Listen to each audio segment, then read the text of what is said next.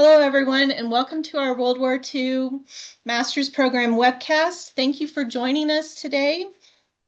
My name is Shauna Crandall, and I am in Layton, Utah, and I'm a 2023 graduate of the Master's Program.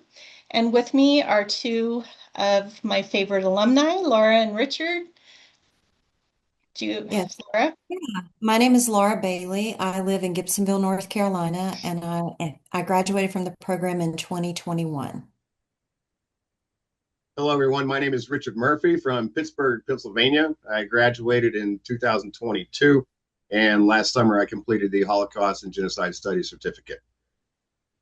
Hey, great. And with us today is Dr. Jason Dawsey.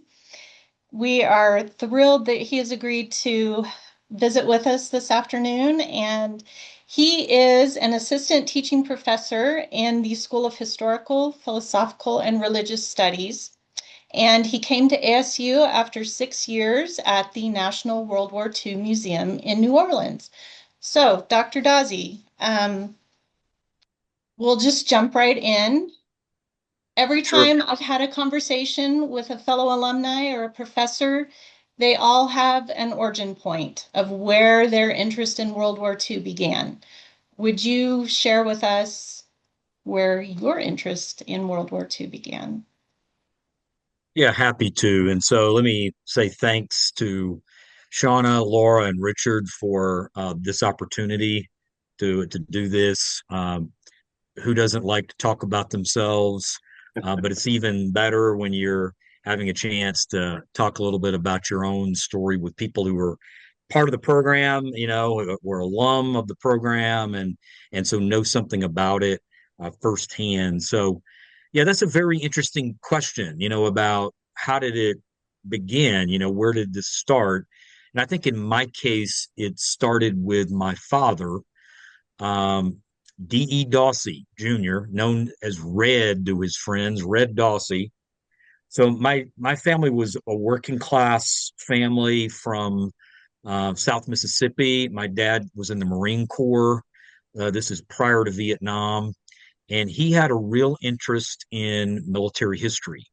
I think my dad's not been with us for many years, but I think my dad would probably tell anybody that, like in high school, he was not somebody that maybe loved reading Shakespeare and an English lit class, but he did like to read and especially like history. And so when I was a kid, you're talking here about the late 70s, early 80s. My father had a lot of books lying around about military history, not only World War II, but World War II was the subject he was most interested in that area. And he read stuff that he was interested in. It wasn't so much about whether it was like a well-regarded scholar. He focused on topics, and so there were lots of books about the European theater of World War II. And so, I think especially sons and their fathers, you end up reading books that your dad reads Yeah. or noticing that he's picked this up. And so I think that's where it got started in my case. And then I think it grew to the point where it's kind of hard for me to remember exactly how old. I think I was 11 or 12.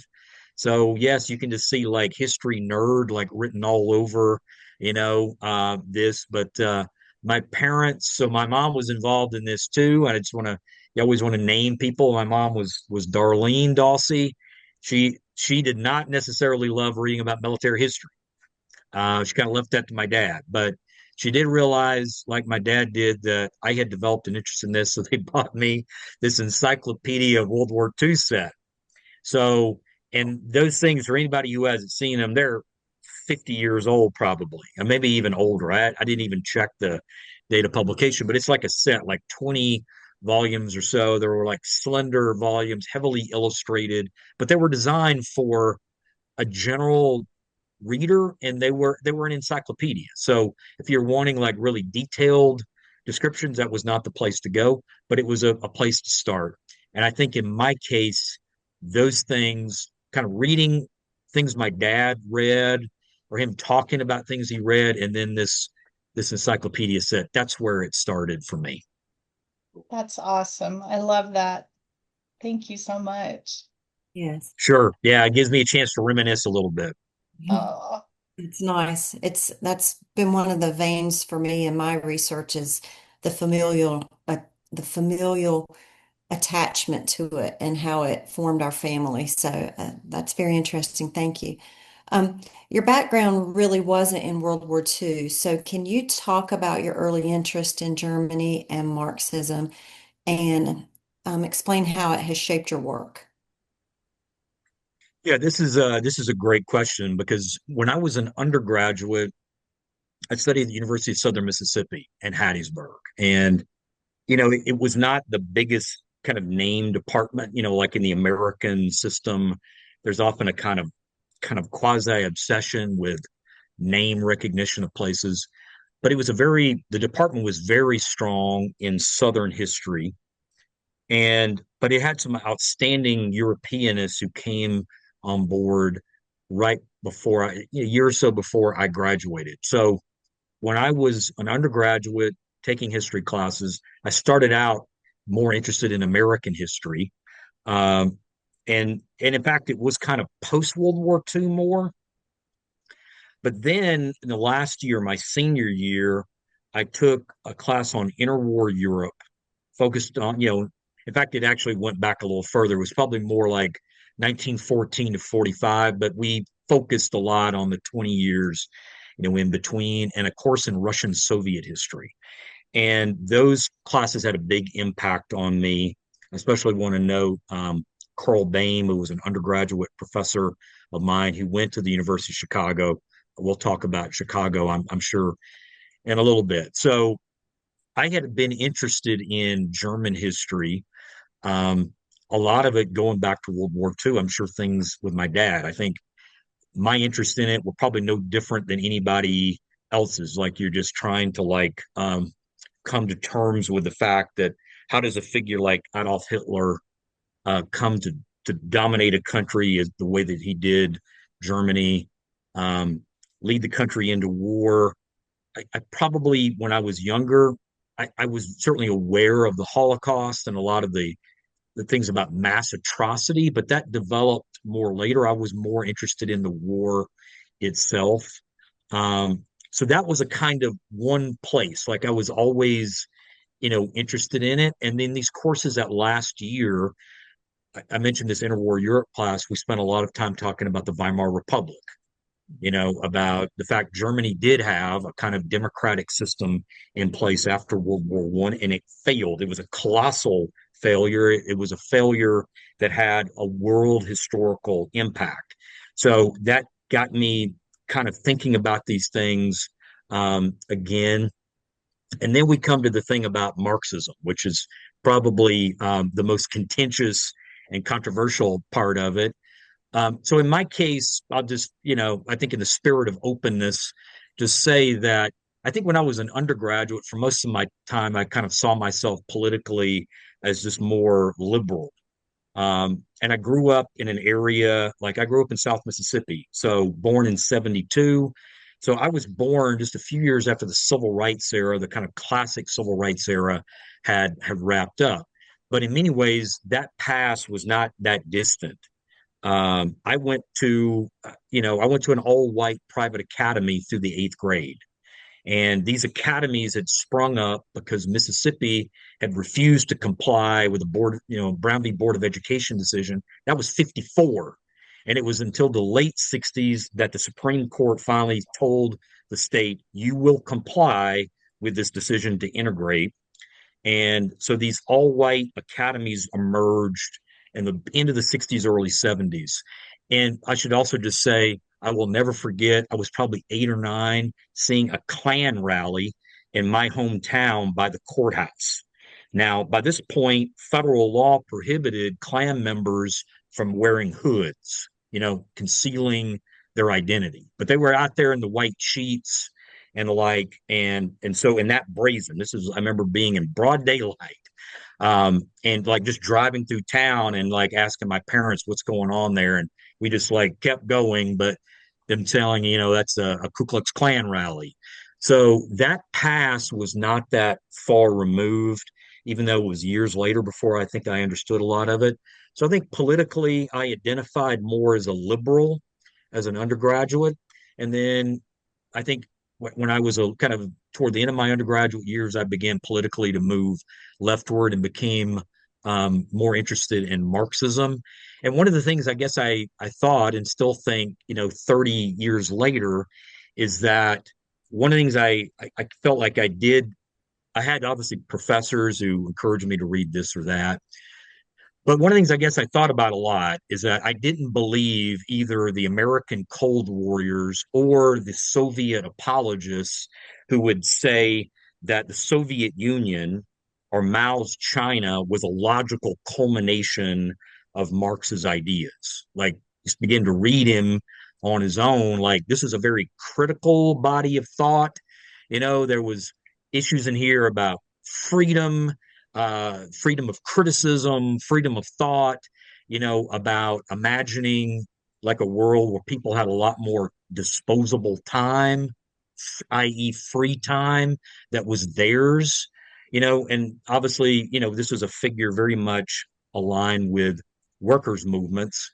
I do want to just note here, I'm trying to, I think, acknowledge people had a big impact on me. Um, my grandmother, her name is Cami Gibson. My grandmother was no Marxist, but she was a trade unionist in Marion County, Mississippi. Probably got involved around the time of the big organizing drive the CIO launched in the late 40s. But she was a textile worker who operated a big sewing machine for 44 years. She actually started in World War II, 1944, and worked there into the late 80s. Eventually got the key to the city. And she was a union organizer and a union officer. And I still remember as a kid her getting into arguments with family members about unions. And my grandmother stood her ground about this. And I think that also had a impact on me politically, but also as a historian. My grandmother probably had an eighth or ninth grade education. She was very religious. But one of the things she was firm about is that workers better have their own voice or they're not going to have much of a voice at all. And that did influence me a lot in thinking about Marxism as at least a body of ideas linked to working class people who were fighting for greater political and economic power. So when I think about it, that's what I think about. And especially the more I learned about like the Soviet Union, you could talk about the early years being one thing, but certainly after the mid late 1920s, the conclusion I drew was that if anything, certainly starting with Joseph Stalin, the Soviet Union consistently betrayed ideas that Marx advocated. That's still my position. I know people have others, different positions on that, but that's kind of where I went. And then when I got to graduate school at the University of Chicago, I know we're going to talk about that some. I was able to kind of bring those two interests together. Wow. That's that's very powerful. And just a footnote, um, I'm 1 year older than you, and my grandmother started in 1941 or 42 in a textile mill and worked until her retirement as well. It's amazing how common the threads are among us. So, but thank you for sharing that. Yeah. If I could, yeah, thank you for sharing that too, Laura. Like I think often I think family members who influence us in different ways, you know, in some cases just by example. And I look back on that, I think, working out, talking with the three of you, kind of getting ready for this interview, it just made me think about how I guess I did ask my grandmother about World War II. She passed in 1990, and almost certainly from a cancer that had its roots in asbestos in the plant she worked in all those years. Mhm. So speaking of the kind of interest in Marxism, like things about working conditions and the like, and people who spend much of their adult lives, and she started work probably when she was 15 or 16. So like the notion of being an adult was very different than what many other people who they get that many years later. But I do remember talking to her about World War II, and she didn't tell me a lot. I think for her, what she remembered most about it was the rationing, Hmm.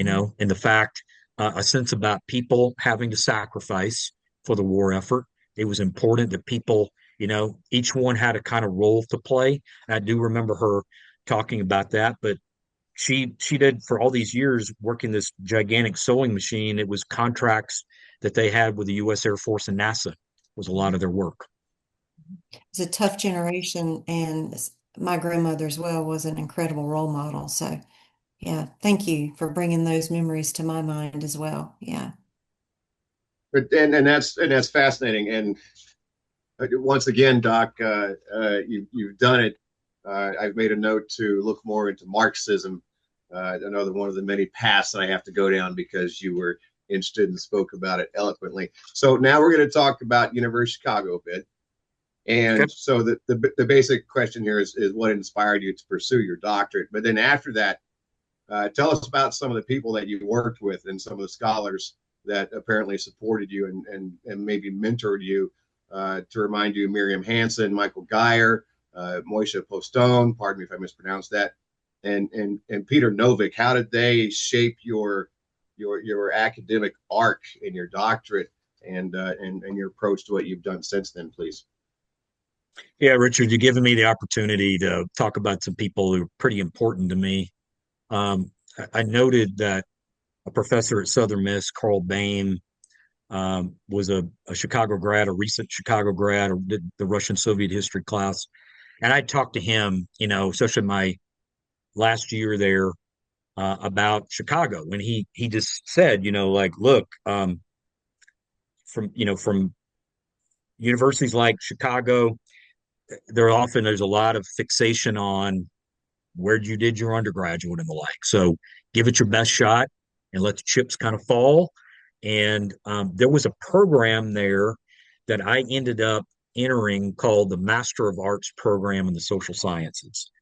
And so it was a 1 year interdisciplinary program at Chicago. It was my dream school. There were other places I was interested in, but it was the place I was most excited about.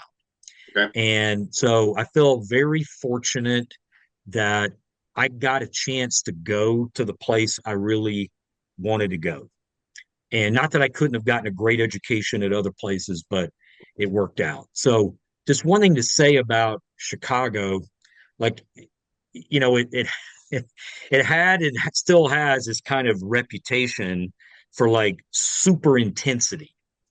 And when I got there, what was interesting in terms of, so one thing is on the south side of Chicago in Hyde Park.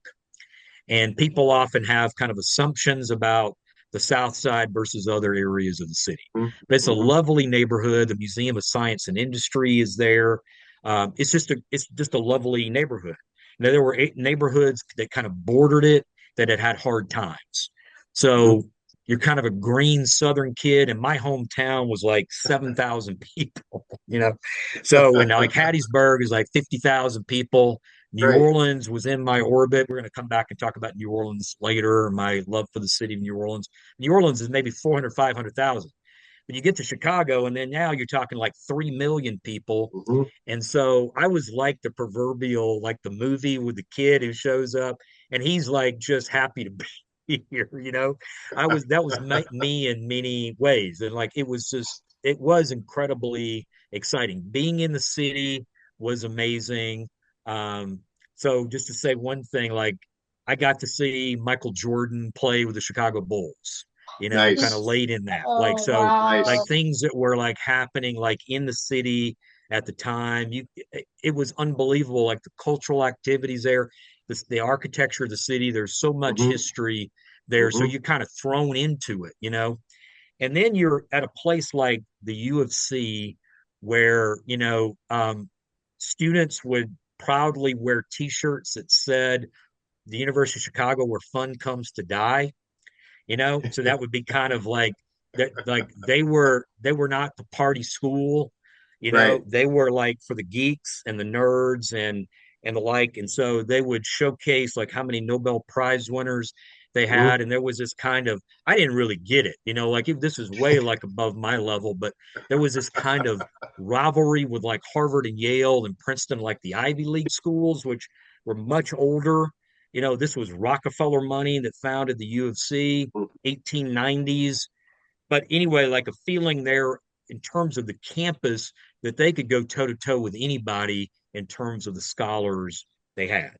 That's just the That's way cool. they felt. Was it arrogance? Yes, it undoubtedly was arrogance. There was plenty of elitism there, but there was also like a culture there that was incredible. So, in fact, one of the things you had to learn when you got there is to not let it overwhelm you, because there were workshops tailored to graduate students in, for example, German history, or could be cultural anthropology, or you know, nuclear physics, or I mean, whatever, you name it. Like often they were organized by graduate students. They got faculty sponsors, and they would workshop um, graduate student papers or faculty papers. And so those were going on kind of throughout the academic year.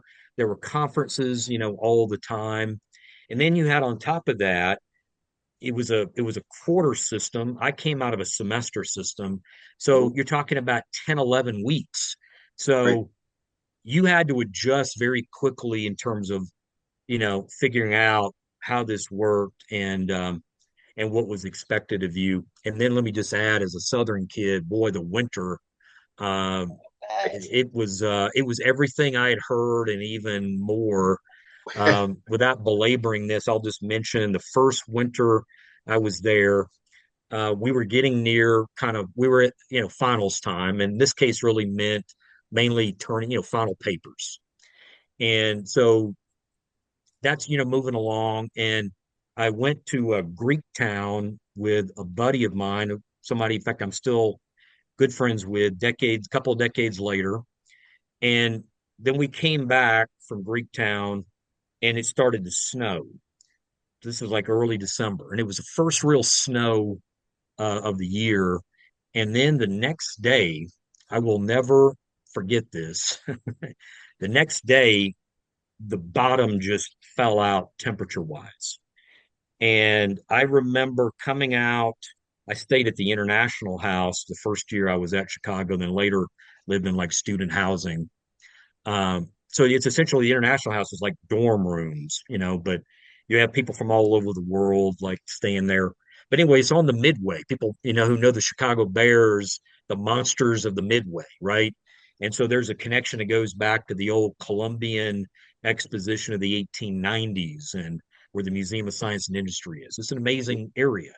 And I walked out of the I House, and the wind that was blowing from Lake Michigan, which was like 10, 15 minutes to walk, it was unbelievable. And it looked like some scene out of the Discovery Channel, this snow just like whipping over the Midway.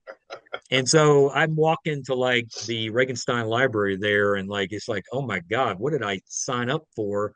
And this is just the beginning. Like, so you quickly learn about layering, what that means, and how to adjust and the like. So anyway, with just that stuff out of the way, let me just kind of briefly acknowledge some people who had a big impact on me. Richard, you name them. I'll actually start with the last one first, which was Peter Novick. I think a lot of people may still know the name Peter Novick because of a book that for years was assigned to historiography classes and graduate programs, called That Noble Dream. And it was about, the book is something like 600 pages or so. It's this huge monograph on the objectivity question and the U.S. historical profession. Like, what does this mean as a kind of organizing idea? And it's a remarkable book. And he also wrote a book. He was working on that when I took a class with him about the Holocaust in American life. And that was a very controversial book when it came out, into the 90s, early 2000s. Um, Novick was arguing that, in fact, in the American Jewish community, he claimed that the Holocaust had assumed too large a place, he felt like. And there were things about that he viewed as problematic. So you can imagine this generated a lot of discussion then. It still generates a lot of discussion. But Novick's first book was about the French Resistance in Vichy. And so he did books on very different things. Hmm. He was a pugnacious individual. And one of the things I will never forget about him is going to office hours in Harper Library, and he had like a suite for an office. I'm not kidding. It was like the biggest office I've ever seen. Like he had a sofa in there and these huge bookcases and posters up, and he smoked in his office. You can think about how what a different time this was. Like I'm sure Sure, the sure. facility staff really loved this about Novick, but this was in a days he chain smoked. Um, but he was an amazing person and a very iconoclastic kind of scholar, politically very much like on the left, even though by this point pretty unaffiliated with any particular party or organization. Um, but he was one of those people I learned a lot from about. I think maybe this is something we'll come back to later. There's something kind of ruthless about being a historian or being anti-authoritarian about being a historian. And Novick, I think, made me think about it a lot. And then just to kind of quickly move through these other figures, Miriam Hansen, like Novick, both of them passed away like over a decade ago. Um, Miriam Hansen, a great scholar of film. She wrote a major book about American silent film. She was very interested in a number of left wing critics of film uh, from Germany. Walter Benjamin and Siegfried Kracauer, especially, also Theodor Adorno. She had studied in Frankfurt with Theodor Adorno, this kind of major Marxist intellectual. And she didn't start out studying film. She kind of moved towards that. And by the time I was there, the University of Chicago had a film studies program and center. Um, so I wrote a master's paper under her on Krakauer and Benjamin and their kind of analysis of film in the Hmm. late 20s and 1930s, their ideas about what does it mean to engage in film criticism. Benjamin committed suicide on the border between France and Spain in 1940. He didn't get Wow. out. Both of them, he and Krakauer, Jewish. Krakauer did get out, made it to the States, had a long career in the States afterwards. So working with Miriam was amazing. Like her articles on this material, especially given the fact that English was not her first language, Right. are remarkable. They're each one is like a kind of tour de force. I learned so much from her, both just in terms of content, but also just how to analyze text. And then speaking about things you learn later, her husband, Michael Geyer, the third person on this list, Mhm. Geyer from Germany, and I studied German history with Geyer. And this kind of pulls together things I think you've asked, we're kind of curious about. Geyer was born right after World War II. He would talk about the fact that he had family members who voted for Hitler in the late Weimar years. They had backed Hitler. So he was from a Catholic area in southwestern Germany. And then he had a sister, in fact, a half sister. I didn't learn this until much later, who was killed in an Allied bombing raid in the fall of 44.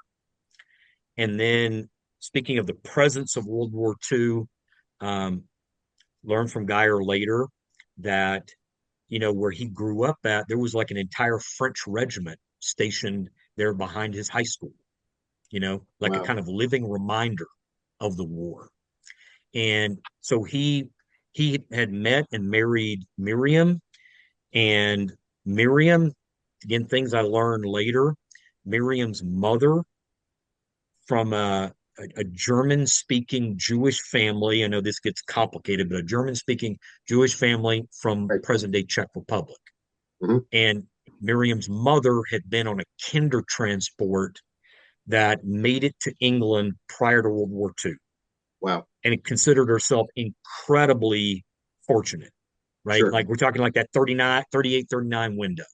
Hmm. And so her and Geyer as a kind of couple with very different connections to the 30s and 40s.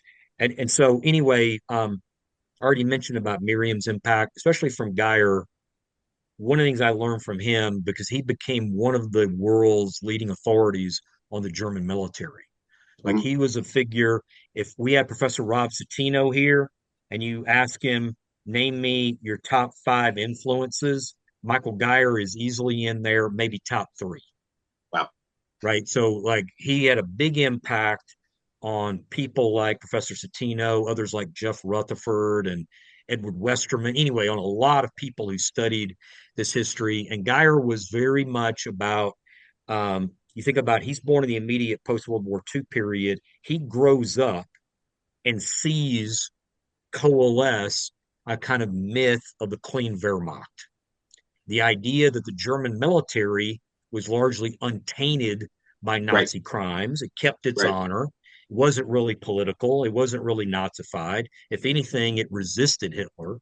And so Geyer was one of those who actively worked to challenge this myth Good. uh, in writing in German at first, and then also writing Mm. in English, later on. And so he's still very active as a scholar, Good. and has left us a remarkable body of work that he's still adding onto about this. So anyway, this was you can see like Shauna just mentioned like I didn't start out working in World War II in terms of like what I went to study in graduate school, but in a way you just begin to look back in retrospect like you're being pulled there, like there are these Right. things that you're being immersed with, the people um, that you're connected to. And then that brings me to Moshe Postone, who was my advisor at the University of Chicago.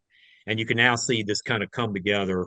Mhm. Postone he passed away in 2018. He was a leading authority on Marx, Okay. and also was interested in other Marxist intellectuals. These are people like, forgive the name calling, but figures like Georg Lukács and the Frankfurt School of Critical Theory. He had a family kind of Jewish immigrants to Canada. He had family connected to both Ukraine on one side, Lithuania on the other. So he had direct connections with family back to the 30s and 40s. And so in his case, he had studied at the University of Chicago, and then he went to Frankfurt, Germany, West Germany in the early 70s, studied Marxism there, and and then is kind of confronted with like the issues about the Nazi past and how Mm. that weighed so heavily, especially the 60s. I think probably many of the people watching this realize, that the 1960s is a big decade where you have a lot of young people in West Germany who begin to directly ask their parents, like, Dad, what did you do during the war? Right. Right. Mom, what did you do? Did you speak out? If you had Jewish neighbors, did you say anything? Were you aware of what happened to them? Anyway, so there were often very painful questions that were being asked by people. Um, it's interesting that decade, it was such a tumultuous decade all over the world and with different, I mean, people, a lot of young people, you think about the young people going to my home state of Mississippi to stand up for civil rights. So they opposed the Vietnam War, whereas in West Germany, they're aware of those things. But there and in like in Italy or in Japan, what are they doing? They're asking about what their parents did during the World War II years, right? Axis versus Allied countries and the Hmm. way those memories, come down. So Postone was there in the 70s, early 80s, did his PhD in Frankfurt, and then he came back to Chicago. And his classes on Marx in the Frankfurt School, I don't think I would be sounding melodramatic to say there were events for me. Like he was one of the great classroom teachers of his generation. Um, I still never met anybody who could like analyze a text in the way that he did. I learned so much from him because he would challenge you to think like, do you get the argument of this? You know, how is the argument justified? Good. What are the implications of the argument, right? Just really digging in. And no doubt that kind of approach doesn't work in every place. You need certain kinds of class sizes and the like to be able to do that. And there was certainly a kind of great books tradition at the U of C, which can be very conservative in its own way. But Postone was really like pushing the envelope about what was studied there. So he directed my dissertation. I also would call him a friend. He was a mentor. He was all of those things. And there were other people I would briefly note. William H. Sewell Jr. He was a historian of modern France, a labor historian. I learned a great deal, so much from Bill. I stay in touch with him. Harold Marcuse, University of California, Santa Barbara, the grandson of the Marxist thinker Herbert Marcuse, but a great Holocaust historian in his own right. But those four you asked me about, Richard, those are seminal figures for me. I feel I feel so fortunate to have been able to take classes or study with them kind of long term, and I think yeah, whatever the work that I've done since then, it's hard for me to imagine having gotten started doing that without having learned so much from them. Right. Well, and I've never until just right now talked with anybody who throws so much credit to the people that influence them, and good for you for doing that. And for what it's worth, for people that have had you for an entire class, it's obvious now that I've heard you discuss it, that you have channeled some of those strengths that they impressed upon you toward us, and of course we're all better off because of that. So that's I think that's beautiful, and good on you, and congratulations for having those great people shape where you became. No, I appreciate that very much. Like you want to acknowledge your influences, like all of us have debts, I think, to people. And some of them are more, I think, like in this kind of program, you have pedagogical debts. Like you learned something about teaching, others, and maybe their scholarship or something that you learned, more about. In some cases, it may be how to be a colleague, which is not self-evident at all either. Like, you have to learn to be a colleague in a larger department, in a larger program. I think we probably all encountered colleagues who don't know a lot about collegiality, and so those are things that you learn. But I think with, these particular individuals, yeah, they did exert a lot of influence on me and a lot of people I was and still am close to. It's obvious and good for you. Thank you very much. That's wonderful. Well, kind of going along with that, how did you choose your dissertation topic on, and let me make sure I get this correct, the German Jewish technology critic and anti-nuclear militant Günther Anders? That's Kind of a good. That's good, mouthful. Shauna. Yeah, yeah. It's a lot. And I thought sometimes it's easier to show sometimes an image, not too much show and tell with everybody. But this is Yeah, Gunther Anders, a little brochure that his nice. German publisher did. So after everything I've just told you about influences, it may not surprise about this particular topic. Uh, Gunther Anders was born in 1902. I don't want to. I want to overburden everybody with too much information about him. At one time, he was just not very well known outside of kind of Central Europe. There was a lot of people there, Germany and Austria, who were aware of him. He studied philosophy in Germany during the 20s, during the Weimar years, and with some leading figures, people like Edmund Husserl and Martin Heidegger. But where people often know him is because of his connections. Like he married Hannah Arendt. So if you know the Eichmann in Jerusalem book, or her big book on Yeah. totalitarianism, or the human condition, like any of these books, they married in the late 20s and were together for several years. He became involved in leftist politics in the early 30s, and then he had to get out in 1933 after the Reichstag fire. So there's a crackdown on people. Anders, as far as I've been able to determine, never joined the Communist Party of Germany, the KPD, but he was very connected to many who were. And, there's this massive crackdown by the Nazi regime after the Reichstag fire.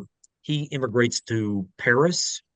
Hannah Arendt joins him several months later, and he's there in Paris until 36, comes to the States. He's in the States for 14 years. And then so during the World War II years, and then in 1950, he comes back to Europe. He and Arendt had long since divorced. He's married an Austrian woman named Elisabeth Freundlich, and he settles in Vienna and stays there until his death in 92. Where does all this go? After 1950, he becomes well known as a critic of modern technology. So he writes this book in German. It's called Die Antikritik des Menschen, or The Obsolescence of Human Beings, or you might even say The Obsolescence of the Human. The first volume was literally just translated last year by the Wow. University of Minnesota Press. So I've been waiting to see this thing come out for a long time. So it's amazing now that like an English speaking audience can really engage with him a lot more. Um, but he seems, in fact, eerily current. Even though the first volume of the book came out in the mid 50s, I think people's concerns about artificial intelligence, about automation, about drones, about issues about are we beyond like the nuclear threat, because he was heavily involved in opposition to nuclear weapons. So he's one of those people who argued that human beings had ceded far too much control to technology. That what was happening is that we were inhabiting a world where machines were increasingly independent of human agency and human um, control. That this is a world where we were in fact losing agency steadily to mechanized processes. Now, those arguments were controversial in the 50s. They're controversial still today, but they do raise these questions about our relationship to technology. What does it mean to be human? Like to think about human capacities when we split the atom. We sent spacecraft out of the solar system. We've cloned, you know, um, what kind of things will AI, for example, lead to? I mean, these are all like questions people interested in this material, gravitate to. So I was very interested in him because um, he was politically on the left. He has a very complicated relationship to Marxism, but certainly a socialist on the left, um, an intellectual who was very much focused too about Germans and Austrians not evading a confrontation with the Nazi past. And he was asking these big questions about technology that I was interested in. So that's really how that interest got going. And I'm proud of the fact that I was one of the first in North America to write on him, especially not the first. There were people earlier than me, but I was one of the first, and especially one of the first historians who did work in the archives, who Anders' papers were and are in Vienna, Austria. So to be able to go there, and I was able to read, his correspondence with Hannah Arendt, or with Adorno, and looking at a lot of these, publications that had never seen the light of day. He published and published and published, but there was still all of this work that he never got out. So it was exciting, even though then you'd be back in the States and somebody would ask you, what are you working on? Or what's your dissertation about? And you would inevitably say Günther Anders, and people would be like, who? And then you'd have to bring up the people he knew. Well, he knew the Frankfurt School people. He knew Bertolt Brecht. He was married to Hannah Arendt. He studied with anyway. But now that's really changed, and people today are much more familiar with him. And so it's exciting to see now that in the Anglophone world, there's much more familiarity with him. And I am very proud of the fact that a lot of the work I did earlier has become a reference point for a lot of younger scholars. I'm thrilled to see many of them out there, and they're going to the archives and they're doing, their own work. I still work on Anders and have, in fact, I hope a book length work out, finished at least in a year or so. I've been coming back to some things of his that I never did or never got completed. So yeah, it's been quite an amount of time. Like Anders is a very taxing presence. He can be exhausting. I think if I knew him, I would really need something very strong to drink after hanging out with him for a few hours. Like he was very pessimistic about kind of human prospects, too. Um, but that's also, I think, why people are really interested in him is that there's a kind of uncompromising radicalism, whether you agree with him or not. He forces you to think. He forces you to not sidestep certain issues. So that's probably more than you wanted with with him, but it's been really terrific to see a lot of interest in him, and also people like him who are posing these really bold questions about the predominance of technology in our lives. Right. Wow, that is fascinating. My husband is into all of that AI stuff. I don't understand it, but he is enthralled with it and trying to start a new business with it. So I mean, good luck Shauna, it's for our him. world, right? It's going to It be is. it's It it's our is. world. It's going to Yeah. be our Yep. world. So we have to, I think through these things, and then I think we have to, whatever you make of someone like Anders, you have to kind of ask yourself when when does this technology become out of control? Yeah. When does it Yeah. start to work against us Right. collectively? It may be profiting a handful of people, but what about the rest of us? Right. And so I think these are things that we're going to be talking about with things like AI or automation or robotics. I think every time we turn on YouTube or turn on the news, you've seen some innovation they've made with robots, and you think, where is this going? Well, before long, you're not going to use the phrase sci-fi because it's not fiction at all. It's That's true. reality, That's true. so I think if we don't want to be left out of those debates and discussions by capitalists, by politicians, by high people in the military or whoever they are, right? If we don't want to cede that all to them and just let them decide for us, we're going to have to follow these things um, as best we can and follow them with an eye to being vigilant and intervening where Yeah. necessary in these. We don't want to be left out of Yeah. how this is decided. Yep. I agree. Great. Well, Dr. Dawsey, along the lines of your doctoral work, I have a couple of questions. I'm always the seeker in the group for a fun fact. So, my question is two-part. Can you tell us a memorable or fun story during your PhD years? And also, I'm dying to know, since you were going to school in the south side of Chicago, are you a White Sox or a Cubs fan? Ah, These are now we're getting to some really good questions here for us.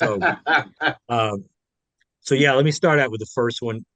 There are many things I could just say about fun things about graduate school, but I think I'm just going to condense things into many stories into just one is to say that at that time, like Hyde Park only had like a few bars.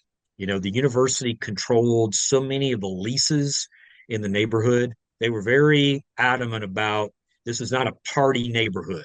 Like there was plenty of partying to be had outside of Hyde Park, but there were only a handful of places, you could go.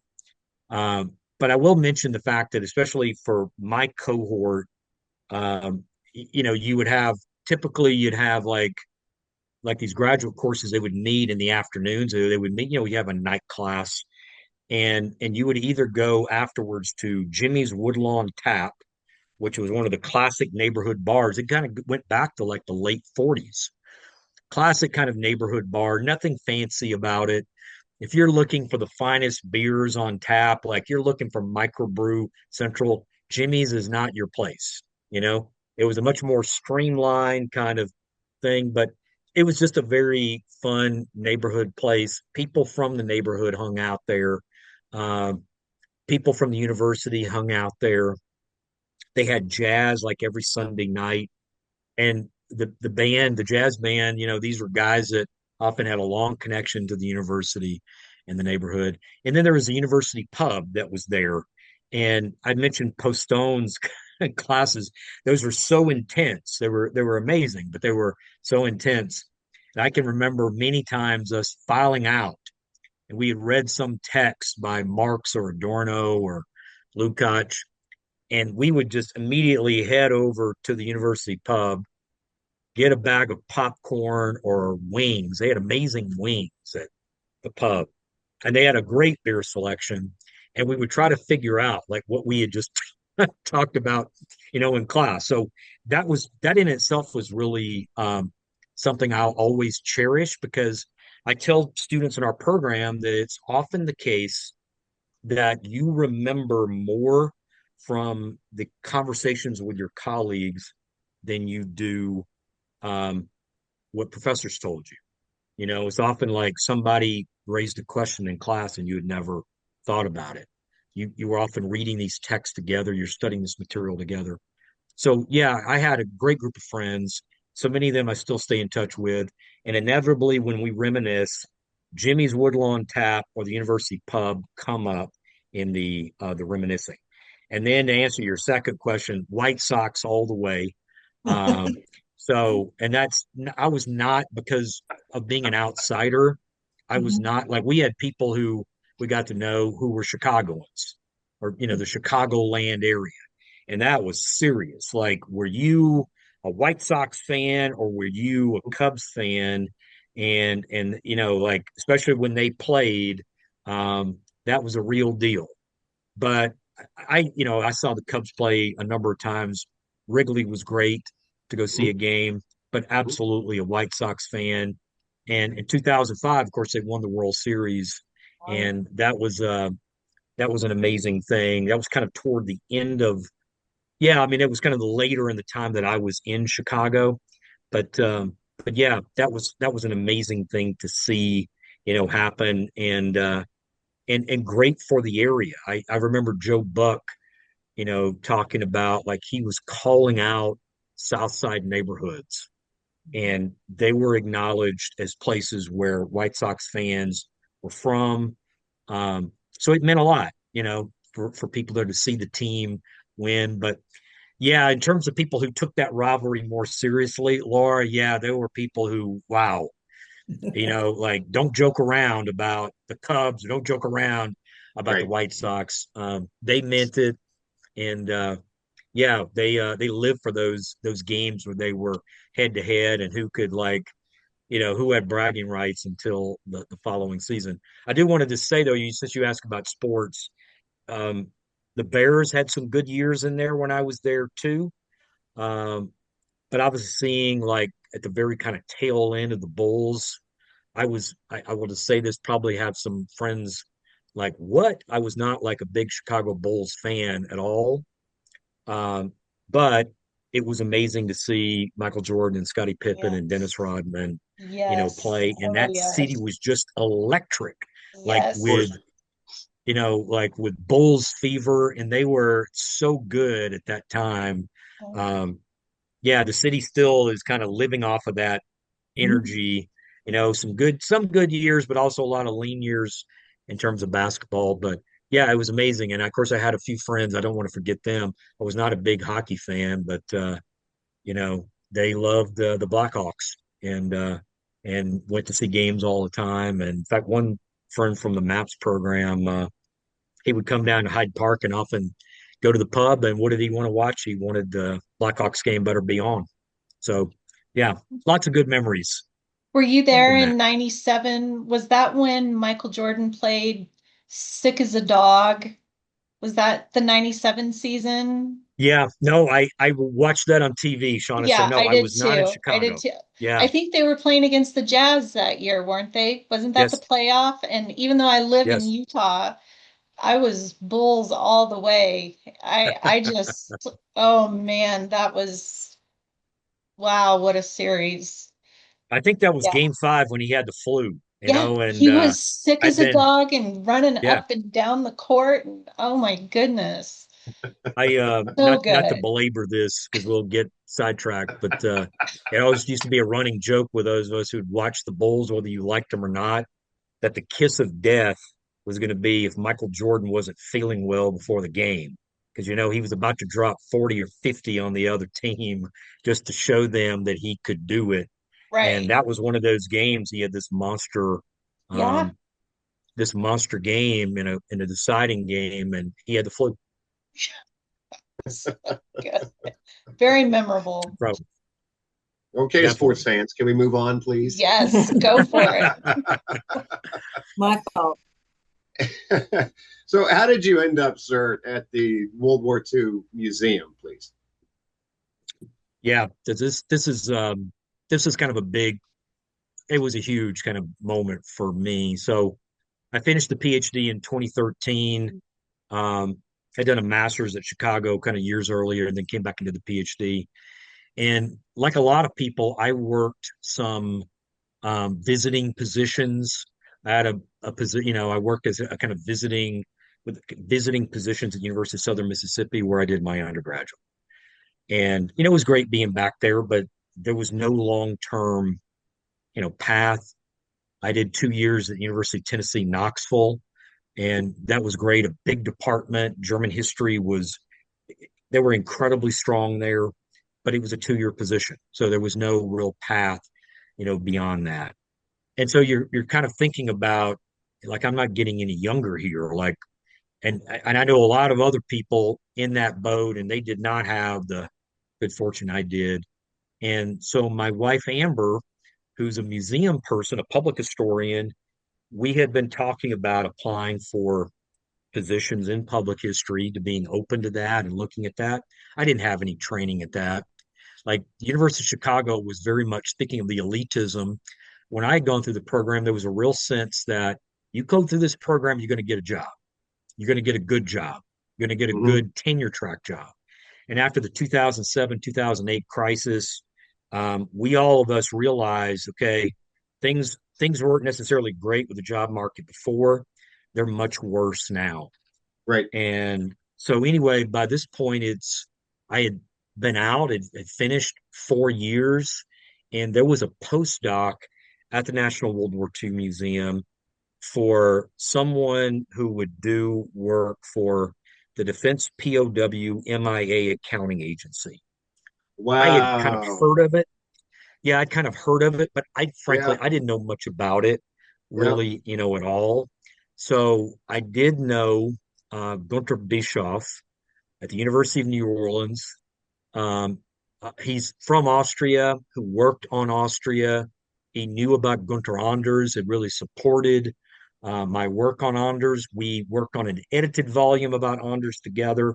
So I had been to the museum. I grew up a couple of hours from New Orleans, had been there a couple of times, loved it.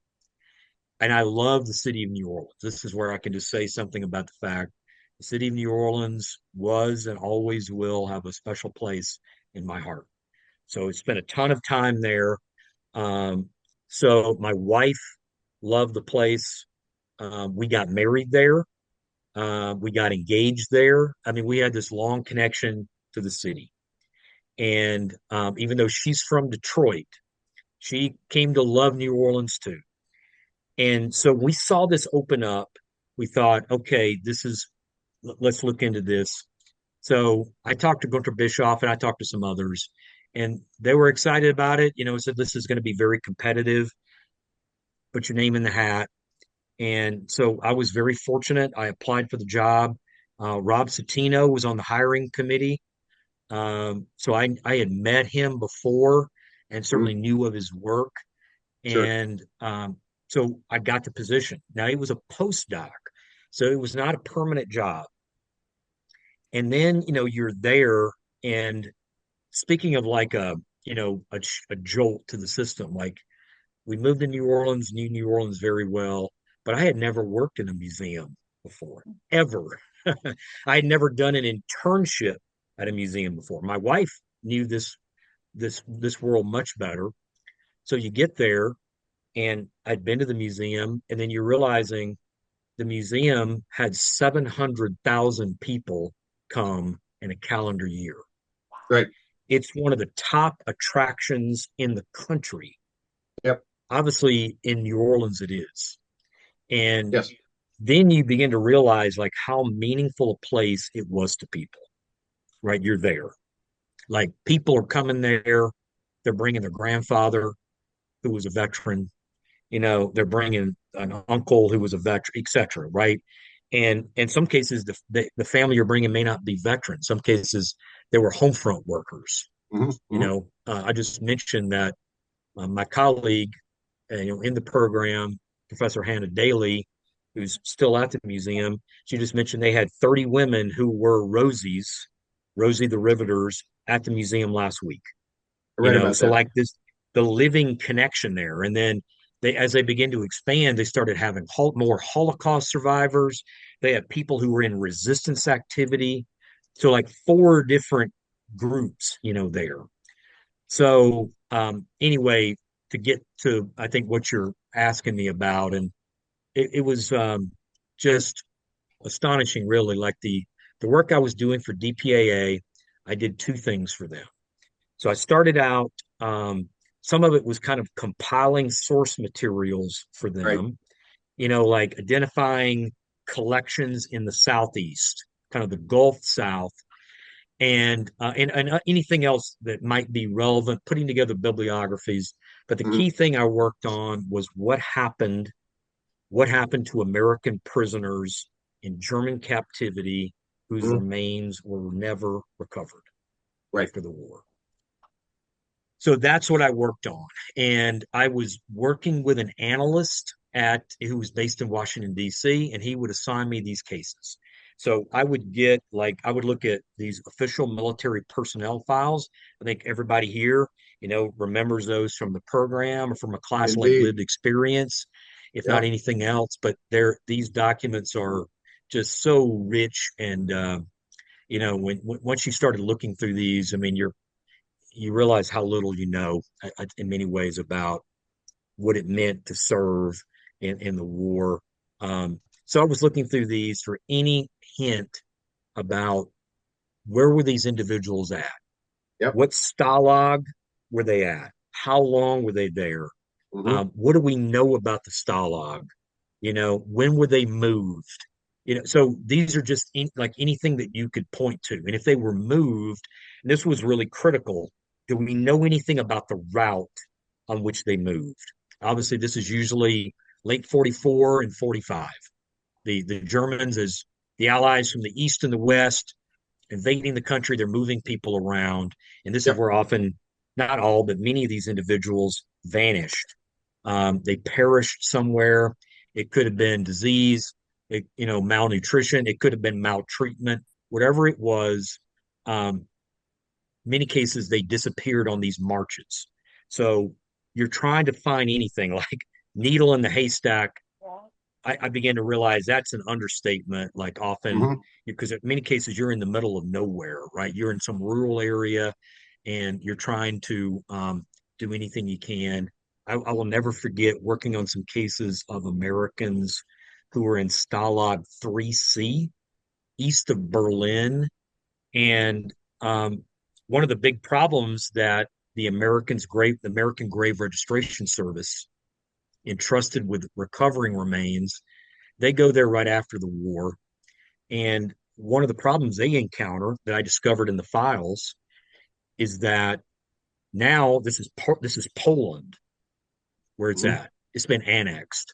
So it's communist Poland. So there's not only the issue of the Cold War, but it's not just that.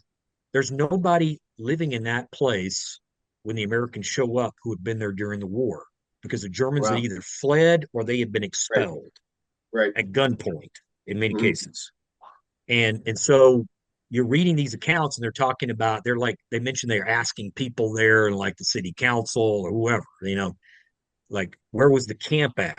We don't know. Where did they move people when they evacuated them? We have no idea. And they're not just stonewalling. They have no idea about it. The town there had been obliterated in the combat, especially by Soviet artillery. So it was amazing to see the challenges that DPAA was up against. And I was just working on these cases. You think about somebody they're trying to find remains in the Solomon Islands or the Yep. Marianas, right?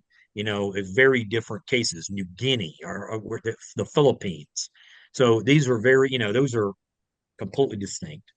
So I just will say, by way of wrapping up there, I did that work for about a year and a half. And I think probably one of the most gratifying things was a part of, will ever be a part of, is after I started working for the museum full time. That was January 2019. So been doing that job for a few years. I saw where DPAA publicized that they had recovered and identified the remains of several American airmen who were at a camp in present day Lithuania. And I had helped an analyst with that. I don't know if anything I did made any difference at all, and it doesn't matter. It's incredible to think that all that work, Excellent. this is 3 to 4 years later, they Right. closed all of those cases. They found the remains. The individuals were identified and repatriated, and the families were able to have funerals. The Right. word closure is way overused, but there was a sense of resolution to something that had not been resolved. So just to even be part of something like that was incredible. You'd see the coverage, that these things would Mm. get, like the local paper would have this, and you see families being able to come out. And yes, it was somber, and at the same time, yeah, there was just this feeling that, okay, he's home, and so it meant a lot to people.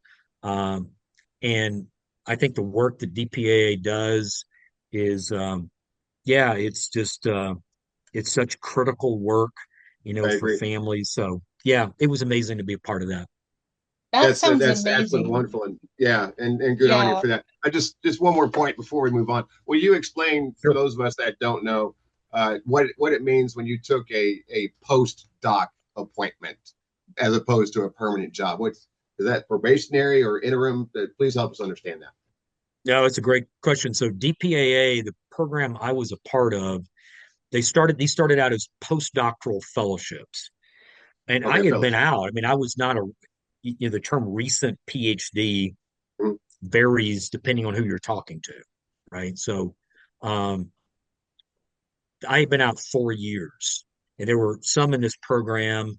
There were several other universities that were part of this program that DPA had set up, where they had Mm. somebody, say, embedded at Texas Austin, or I mean, Okay. I'm sorry, Texas A&M. Then it's Texas A&M, Ohio State, Wisconsin Madison, Temple, and we were the only non-university at that time working with DPAA. Okay. So that itself was very exciting. Um, but it was 2 years with a possibility of renewal. And Okay. then there were issues on DPAA's side with funding and continuing the Yep. program. Yep. So I ended up transitioning into a full-time job in the Institute for the Study of War and Democracy Yep. at the museum. And I was there for about 5 years, close Okay. to 5 years with them, which was just it was one of the great things I've ever been a part of, being able to be in the institute. Professor Satino was my boss for a number of years, so I worked with and under Rob, and that was the great. And then Dr. Mike Bell, who took over in the fall of 2021, he was retired after 30 years in the United States Army, a colonel. So he took over, and so being part of that team, we did a lot of different things. We used to use the phrase wearing a lot of hats. You had to wear a Yep. lot of hats in that job. But yeah, I really loved that job. It never got boring. It was never the same thing. Um, you had to do a lot of different things. I think we'll probably talk about a few of those, but that's how that job worked, Richard. It started out as a postdoc, and then Okay. later DPAA reestablished the relationship with the museum, with the institute, and that continues to this day. Super, super. Well, Thanks for clarifying that, and good for you. that leads into my question. Can you expand your time at the museum? What types of projects did you work on? What types of articles did you write? Yeah. Yes. Yeah. So speaking of wearing different hats, Yep. one of the things that like I was doing primarily doing work for DPAA that first year and a half there. There were other things. I was a museum employee, so there were other things I did, but primarily I did work for the agency for DPAA. But once I shifted full time to the museum, I started out working in what was called, still is called, World War II Research Services, and we would obtain the OMPFs of service members for their families. And some cases, depending on what they were interested in, we would write up narratives of their service for them. They were really almost like family mementos, so we would create this narrative and it would be illustrated. There would be things from the files. We would incorporate that in. It helped family members learn what their loved one did during the war. So we provided contextual information, too. So that was um, that was such terrific work. Speaking of things you're really doing to help families out. So I did that. I also wrote, I think, 80 to 90 articles for the museum's website. I really came to love that. And some of that was like you pitch a case to Rob or to Mike, like, hey, could I do something on this? Sometimes it's an article. In some cases, you do a written interview with someone. The first article I ever wrote, I was really interested. You can kind of see how things coalesced with my interest, but I became really interested in the Holocaust. Richard was mentioning, going through the certificate at ASU. I was really interested in the Holocaust, and I was really interested in the anti-Nazi resistance. And I felt like those were areas where I could contribute to the website, the kind of fleshing out what we could offer people, written for a general audience. And so the first thing I ever did was I wrote about a strike in Amsterdam in February of 1941, where trade unions, they were also kind of the left wing parties, communists, etc., were involved in it. They organized a general strike in the city because the Nazis were deporting Jewish inhabitants of the city. This is before the Holocaust actually started, but everybody knew that wherever these individuals are being sent is probably a dreadful place, and we probably will never see them again, which was correct. Most of them ended up in places like Mauthausen, um, and never came back. It was only a small number. But for a few days in February 1941, they shut down Amsterdam. It's a major port city. And the Nazis, of course, the repression was just savage. And one of the things, it was exciting to write something like that for a general audience. And it began to make me think a lot about where could you contribute something that's not really in the textbook history, and eventually I did a course for the partnership between the museum and ASU, obviously very familiar to everybody here and probably for most of the audience here. But I did a whole continuing ed class about resistance in Nazi occupied Europe, kind of like what did World War II look like if you were involved in resistance activity, which was, I so enjoyed doing that, like putting together a core. And it started, I think, with doing that article. But you ended up doing other things. You end up doing webinars. Once we started that, kind of around the time of the pandemic, you're giving talks all the time on campus and elsewhere, especially as we expanded our online presence. Yeah, we were doing like online talks, and then started doing teaching in the ASU museum partnership. So that the first time was with lived experience during the pandemic in 2020, and later doing other courses. So yeah, it was great. You were able to do a lot of different things. You were you were expected to be a generalist, and so there was a bit of retraining and adapting that was really good. You realize you can start getting so narrowly focused on one thing, you lose sight of the rest of it. And a lot of our visitors, they didn't care about historiographical debates. Some of them did, but a lot of them were concerned about accurate, accessible, trustworthy information that's not behind a paywall. And I Mhm. feel like at the Institute, we provided, and I think they still do, a lot there for a general audience. And I think now that's more important than ever. We weren't competing with anybody in that sense, but we felt like we did have a lot to offer people who they're not reading 500-page books, but they might read a 3,000 word article or an 1,800 word or whatever. We had a range of things of different lengths, and we also got into doing a lot of webinars with scholars that complemented what we did, um, whether they were workshops or symposia. And I think probably everybody here knows the big international conference the museum holds every November. I want to attend that someday. Uh, right Shawnee now, got it's to. just someday. But You'll love it. yeah, there have been times when I have tuned in to some of the stuff that's online because it's always online too, right? And sometimes Yes. I'll tune in to some of those, but one of these days I want to actually be there. Yeah, you'll enjoy it very much. Yep, yep. Guaranteed. Well, Dr. Dawsey, what prompted your transition from the museum to Arizona State?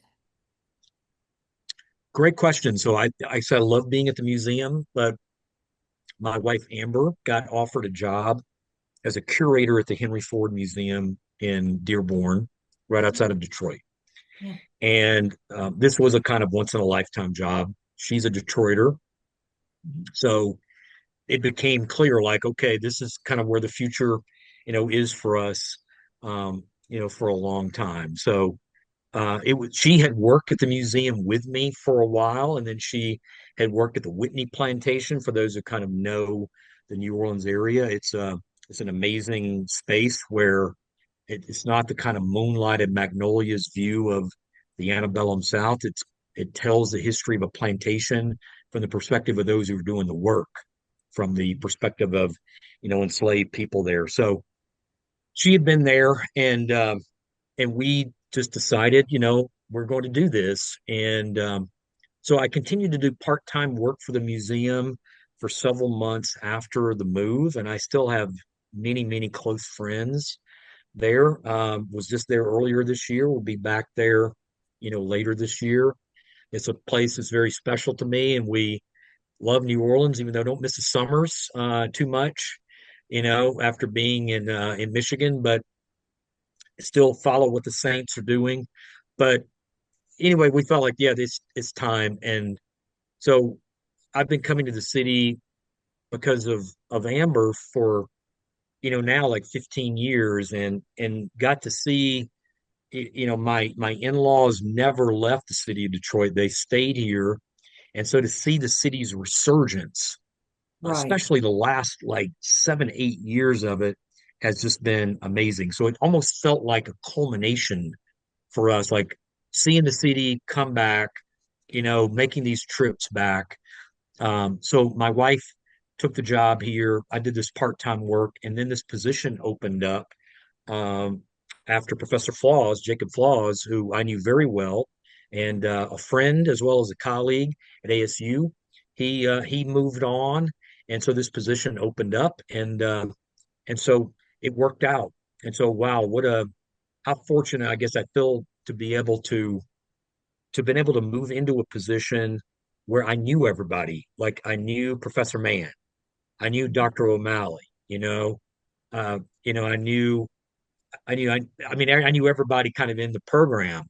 And you think about Jan, Pete, Kathy, Volker Binkert, like in this program, I knew all of them. And so be able to come in and then be a colleague on this side after being a colleague on the museum side, it was a new job, but with very familiar faces with friends. It made the transition, that much, easier. So yeah, really special. I feel very lucky to be able to do that.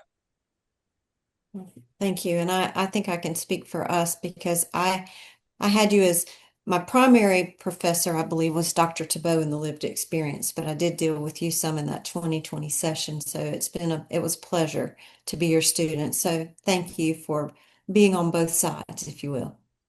Thank you for saying that. Yeah, that was Let, quite an experience, Yeah. starting with lived experience during the pandemic and then getting to work with, I didn't mention, you know, um, had mentioned like Pete Van Cleven, and Volker Binkert and Mark Tebow. I mean, there's a lot of other people one could, mention here. And yeah, just a great group of people. And um, what a program in that I think for many people who love the study of World War II, it gave them an opportunity to just immerse themselves in it. Great.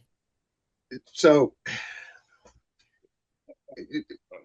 I'm gonna change up the this next question a little bit. Um, Sure. what as compared to a quote unquote traditional PhD instructor, what about your experience at the museum really amplifies what you're bringing to the job as being an instructor at ASU compared to somebody who teaches who has never had that museum experience? That's a great question, Richard. I think about the fact that you have to make a transition at some point and embrace the idea of being a public historian. And that like what does that mean? And I feel in many ways like even though I'm back in the university now, like I'm back in the academy now, in many ways you're still a public historian because of the partnership with the museum in too. And so I think about my own kind of journey to this point. There were adjustments and adaptations, along the way. Um, but I think probably all of them have been extremely gratifying that I get to do, this kind of work. You get to work with students in this line of work. Um, through the contacts with the museum, you still have contacts with veterans, with people that were Holocaust survivors or people in resistance activity. So I think that when I look back on all of this and the kind of, steps, with working in the academy and then working at the museum and then now here at ASU, um, I think, so many of these things you're just stepping out, you're hoping this works out. You feel like you'll work very hard to do the best, you can. Um, but there's just an element of uncertainty about any of it. And I hope that other people who watch this, that maybe what they take from it is, you'll be surprised where your path might take you, you know, and to be open to it, even when it's frightening or, there you feel like some uncertainty about it, because often the most rewarding things are those you never anticipated um, being involved with or being engaged with. I think of all of those, like I always treasure my university experience, teaching Southern Miss, teaching at Tennessee Knoxville. But I think the last 10 years, I mean, I'm in my early mid 50s now. The last 10 years have been the best ones. I hope the next Wow. 10 are even better, but I think, yeah, like those shifts, those transitions and working at multiple places, thinking about what does it mean to write for an academic audience and what does it mean to do something for a more general audience. I think our profession is being pulled more and more in that direction anyway, that Right. we need to be more engaged with the public. Um, at the same time, I think people in my profession, we're gonna have to stand up, I think, more and more for the freedom to do serious work without government interference in what you Right. do. Right. It just needs to be said.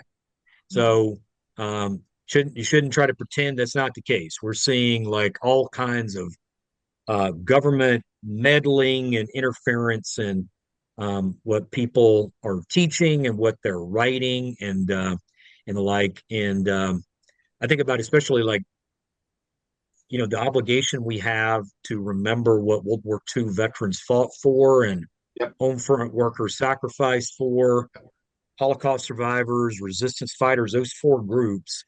We have a responsibility that to make sure the things they fought for, in many cases died for, that those are not lost. That those the things their aspirations, their best aspirations, are not betrayed. So that's definitely something I feel very passionate about. And I think there's never a more important time to be a historian than now. Whether you're working with the public directly or, you are more geared toward teaching students in a university, community college environment.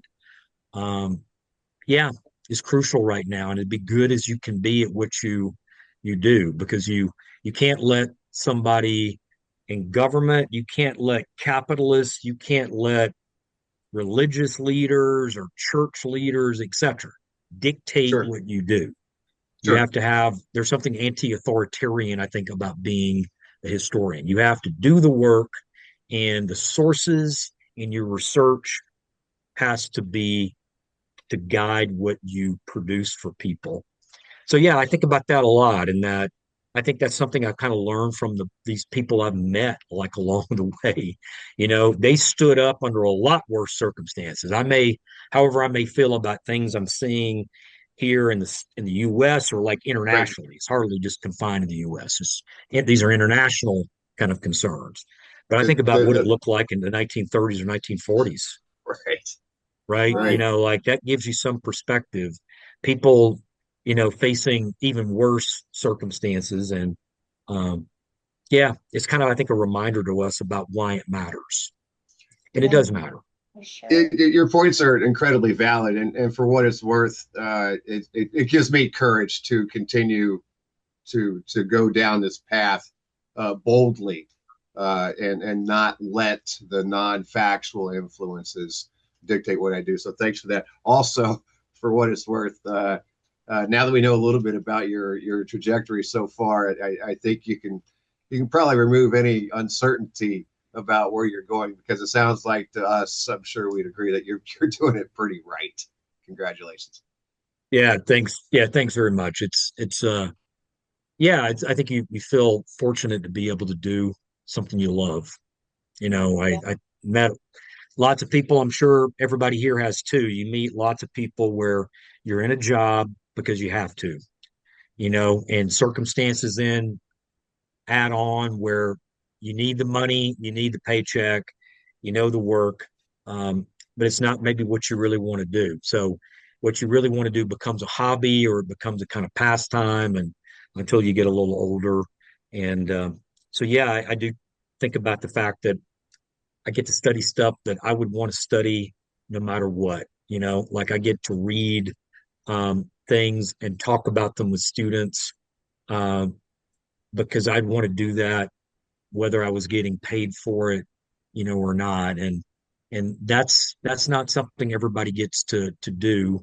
And so yeah, I do feel very lucky that your personal interests and your profession, your job, your paycheck, they get tied together very directly. Yeah, Great. Good for you. And that's so Shauna, awesome. if you don't mind, I think where he just left off is the perfect segue to my next question. So if you don't mind me You want to jumping switch? in. Yeah, Yeah. go for it. Sure. Sure.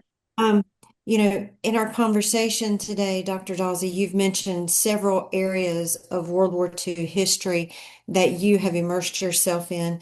So if you had to tie into your core experience and focus on that, maybe you built a college course, wrote a book, or any other area. What is your favorite? What would you want to work on and just focus upon? Oh wow, that's a great question. Um, so I think in terms of World War II related, I have this project about Günther Anders I mentioned that I want to get done in the next year or so. And he was somebody who was directly kind of impacted, especially by the Holocaust and the atom bomb, the kind of beginning of the atomic age. But I've already mentioned that and talked about him some.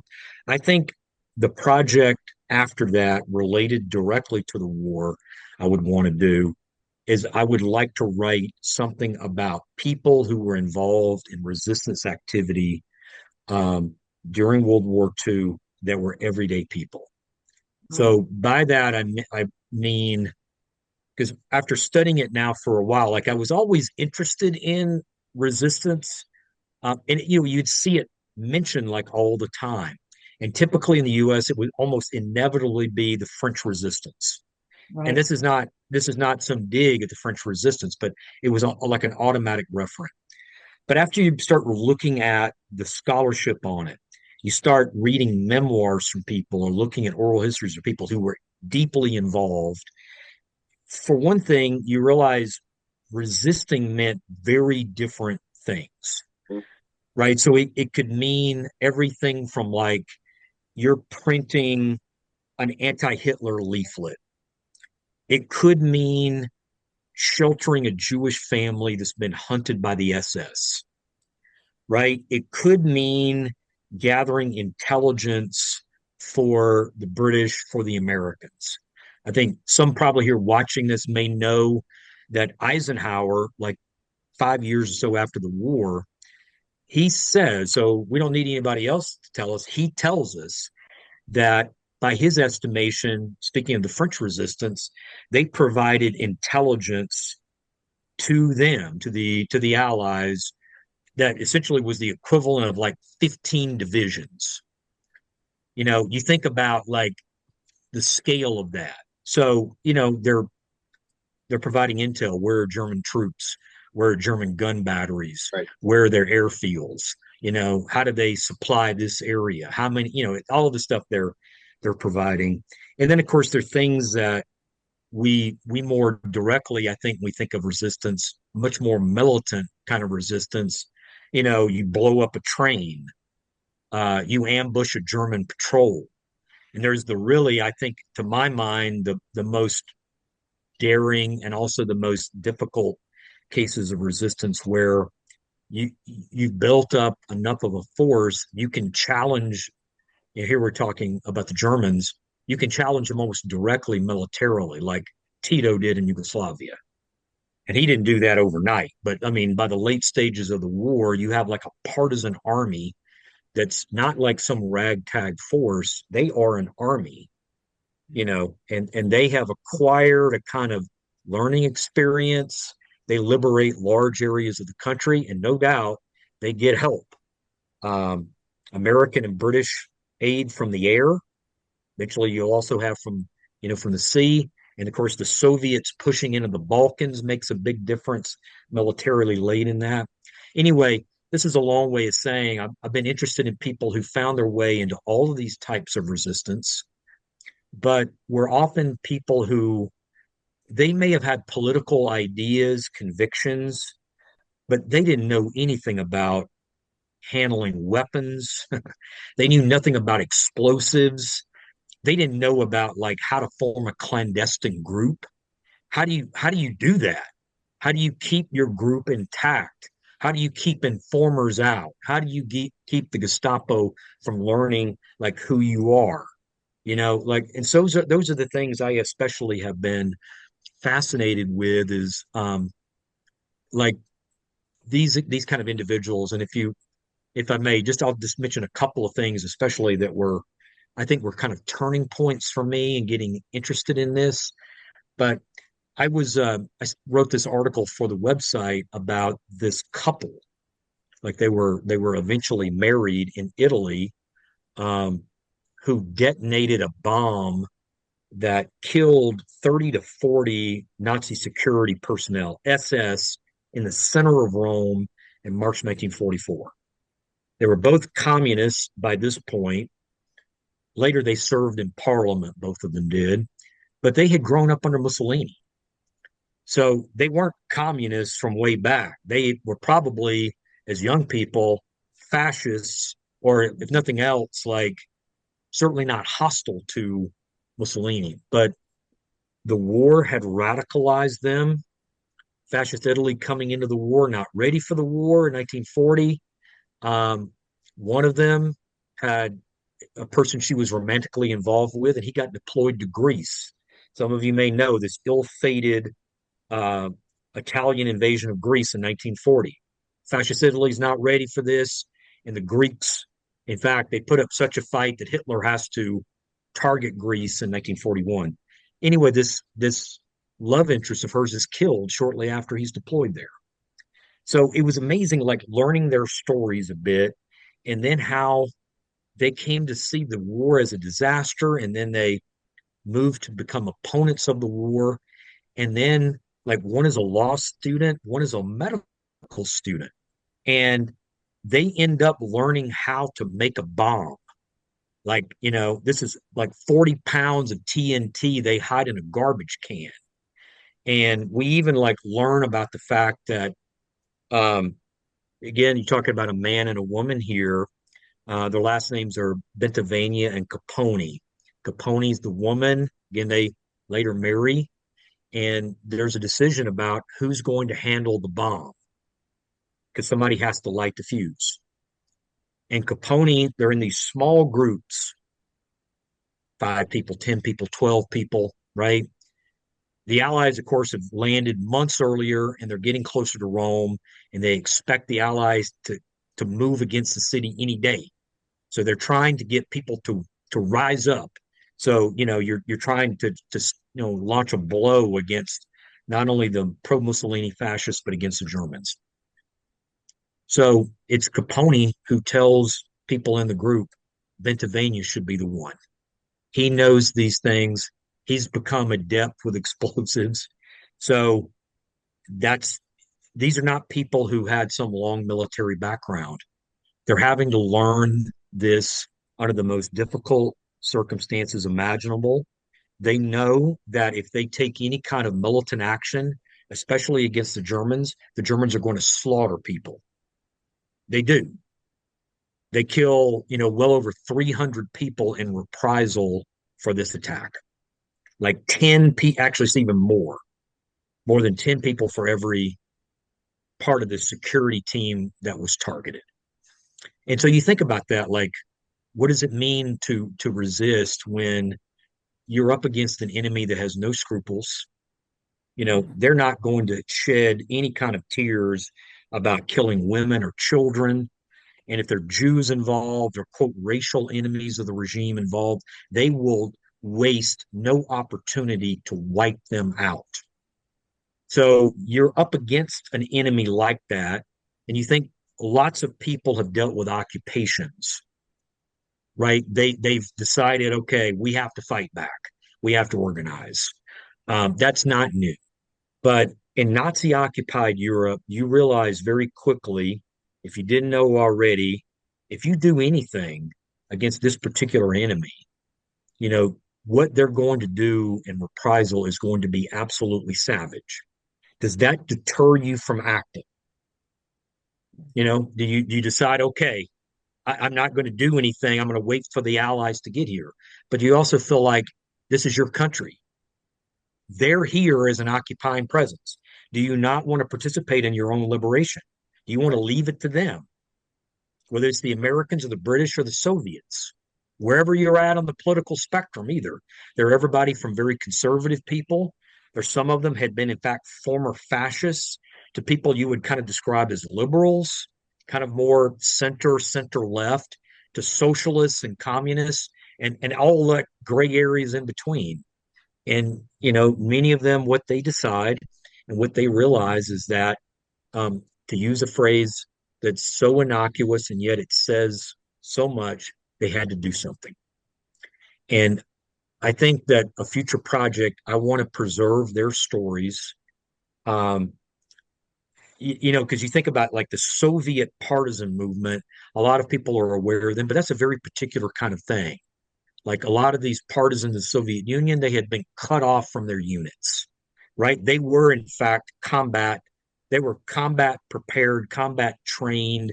They were military, and they became partisans because they had no choice early on. And a lot of them are just wiped out over time. But Nazi atrocities drives others to kind of replenish their ranks. And then later in the conflict, the Soviets are infiltrating people behind German lines, or they're dropping people behind German lines, and they're acting as partisans. But that's not really who I'm interested in. I'm interested in the same way that I think somebody at the museum is interested in the quote grunts, the guys who are often, these are the enlisted men, you know, who were there, and their journey, from wherever they're at to training and then to combat in Europe, in the European theater, or in the Pacific theater. I'm interested in the kind of everyday people who they weren't, maybe they weren't political, but they weren't interested in being political in this way, or not, or never imagined they would have to be. Like, I'm in a group right now where I'm with 10 other people, and we all have code names, and we're all terrified that we're going to get betrayed. We're all terrified about a midnight knock on the door. Um, and I think about a figure like, I've mentioned him to other people before, Adolfo Kaminsky, speaking of the French resistance. Um, his family, in fact, they were Jews from Eastern Europe, Poland, they ended up moving around and they settled in France. And Adolfo Kaminsky, he apprenticed as a dyer. So he's working with dyes. He's a working class young man. And then the Germans occupy France. And to make a long story short, he gets involved because of this talent. He's working with a clandestine lab in Paris. And I'm still like, I get chills when I even think about, what he's doing. But he gets an assignment, where they're told at the last minute there are 300 children that are facing deportation. The Nazis are going to deport these kids, and you're never going to see them again. So they need 3 documents apiece. They need 900 documents, and they need them yesterday for them to avoid deportation. And Kaminsky talked about, later, he talked about the fact, I thought about it when we were doing this, you can't make any errors. You slip up on one of these and somebody sees it, and there's going to be torture and murder and deportation all along the way until they find out who's the source. So you can't do that. And on top of that, you got to produce 900 of them. And he said he thought about the fact that if I slept for an hour, there were probably going to be 30 of these children who were going to die. That's how I kind of stayed motivated. And they produced the documents, 900 documents. And these kids avoided deportation. And so there's stories like that. I think they were all over the place, that they're not integral to the winning of World War II. As somebody who's interested in the resistance, this is probably a lot more information, Laura, than you wanted. But, like, the resistance groups are not integral. Like, the deciding factor in defeating the Axis and defeating fascism were the Allied militaries. I would be the first to say that. The American, British, Soviet militaries, aided by others, they strike the decisive blows in knocking the Axis out of the war. But we should not forget the contributions these resistance groups made. In some places, they contributed more importantly than others. Yugoslavia and Greece would come to mind. But wherever they were, they did what they could do, to strike a blow against fascism, to keep alive some sense of liberty, um, to keep some memory about what life had been like prior to occupation, and to help the Allies as they could help them. So, to make a long story short, Laura, that's the book. If I live long enough, and I don't get pulled into other things, that's the book I want to write. That's fascinating. Very fascinating. Thank you. You're welcome. I I guess we'll go back real quick to this other question. What was your favorite artifact at the museum? That's a tough one to answer, Shauna. So there's so many of them. I think I would say this much. When they brought the Sherman tank back into the Boeing Pavilion, and I remember walking by there because I had to walk by Boeing to the elevator that takes you up to where the Institute was housed. And to go by there that day, and they had brought the Sherman in, I did feel like kind of the kid, like who's going to the museum like for the first time, like seeing it there. So would I say that's my favorite is hard because that changed over time, but that was an amazing thing. But I also will say that in terms of kind of the macro artifacts like that, or like the aircraft, I mean, God, you'd be like under these things, and it's hard not to be kind of in awe of them. But I love the print stuff that the museum collections has. Some cases these were diaries Oh, yeah. that were kept, or letters that were sent home. There were too many of them to just name these, but I hope people out there are aware of the fact. Yes, they had these amazing collections that were donated. Yes, there were plenty of flags and uniforms and weapons and helmets, and obviously much bigger, artifacts. But those print documents were so incredibly rich. And also, I would tell people, if you have a chance, go online. You probably know about the oral histories that have been digitized that are up there. Also, look through the photographs. I just want to mention, Shauna, one photograph I found, and I still don't quite know what to do with it, but I decided I wanted to write an article since I've been interested in the Holocaust, in um, the Nazi genocide of European Roma, often unfortunately remembered by the term gypsies, which is it's not just that it's just a misnomer, the phrase. And Roma is it's not just it's politically correct. It has to do with the language they spoke. And I wanted to do something on this. And I wanted to do something about what was different about Nazi racism and racism against Roma as opposed to anti-Semitism. You couldn't just map one onto the other. Yes, they're both targeted by the Nazis, but you're dealing with racisms that are not identical. So I started working on this, and I decided, I'm going to look and see, do we have anything? I doubt it. It's not.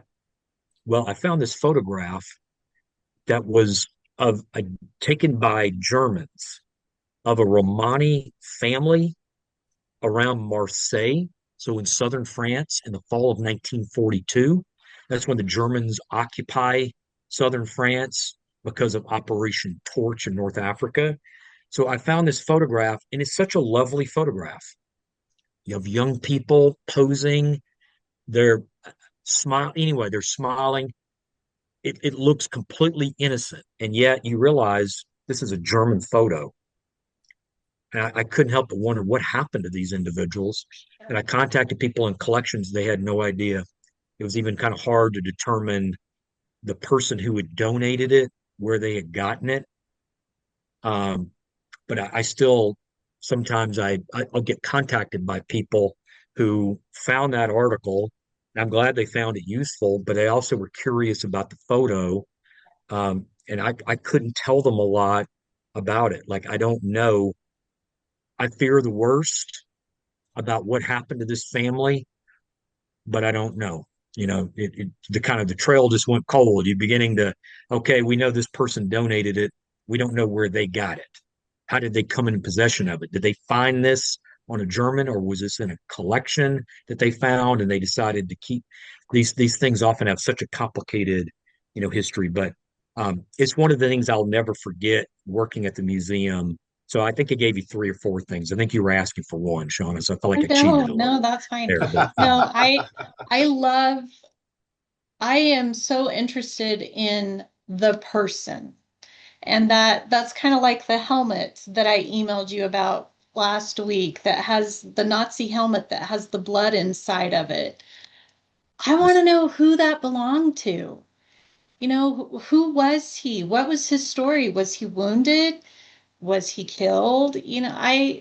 So photos or artifacts that trace back to it's the person Yes. that is Yes. fascinating to me. And I mean, the artifacts themselves are fascinating, but who was the person behind it, or in the Yeah. photo, or under the helmet, you know? Well, So I still have colleagues I stay in touch with and who get to do this like for a living, like be they're fascinating. often dealing with like a family and they've got a uniform or they've got a diary or they've got letters or they've got photographs or it could be a helmet. I mean, there's all kinds of things, boots, there's all Yeah. kinds of things that had um enormous value at the time, and each one has a story, Yeah, attached to it, exactly. right? Exactly. These belong to Yep, people at some point, exactly. and fleshing those out if you can, it is such, I'm sure, like exhilarating thing to be a part of. I just remember having conversations with Tony Kaiser and Kim Geis and Corey Graff and many others in collections there about what they look. We just learned about so and so has this, and they're going to donate to the museum, and um, it's just amazing. It's such an immense amount of material the museum has collected, over the years. And you're right, every one of Amazing. those has a This kind of story behind it. a story. Yeah, I just found out that my father-in-law has a shoebox at the top of his closet of all of the love letters between his father and mother. And I said to him a couple Sundays ago, I said, Danny, you know I've been in this program. What is wrong with you? Why have you not let me get my hands on these things? Oh, I'll bring them out someday. And I'm like, no, no, no, no, no, no. Someday is right now. I want to see them. But to me, it's the story that's just fascinating. So So true. It's so anyway, true. It makes this work. I mean, as if you needed any extra motivation to do it, but right, I right. think documenting those stories, detailing those stories is itself it's such a passion. I should just note here about the museum that they have such an amazing group of volunteers who do everything from like give tours there, to help with all sorts of things. So, and that is often with artifacts. They could be working with Hilliard Library, which the museum established a number of years ago. Okay, they're going through the stacks and they're checking for duplicates and the like. They do all kinds of tasks like that, and the museum has benefited so much from their work and their dedication. They're not in it because they're trying to make money. They Sure, care about sure. the mission of the museum. Yeah. They care about the space of the museum. Many of them have direct links to the war Hmm. or connections to loved ones, friends who have those connections. Um, yeah, so they're there and they do such important work, including these very things like you're talking about, like the staff. They're overseeing it, but they get Sure. help from a lot of people who are just there to volunteer and contribute any way they can. That's powerful. I love that. It's awesome. Doc, we Okay, talked Richard. about this a little bit earlier, and you stated clearly that academic writing, at least from the instructor standpoint, is becoming more like general writing. In other words, to the general audience.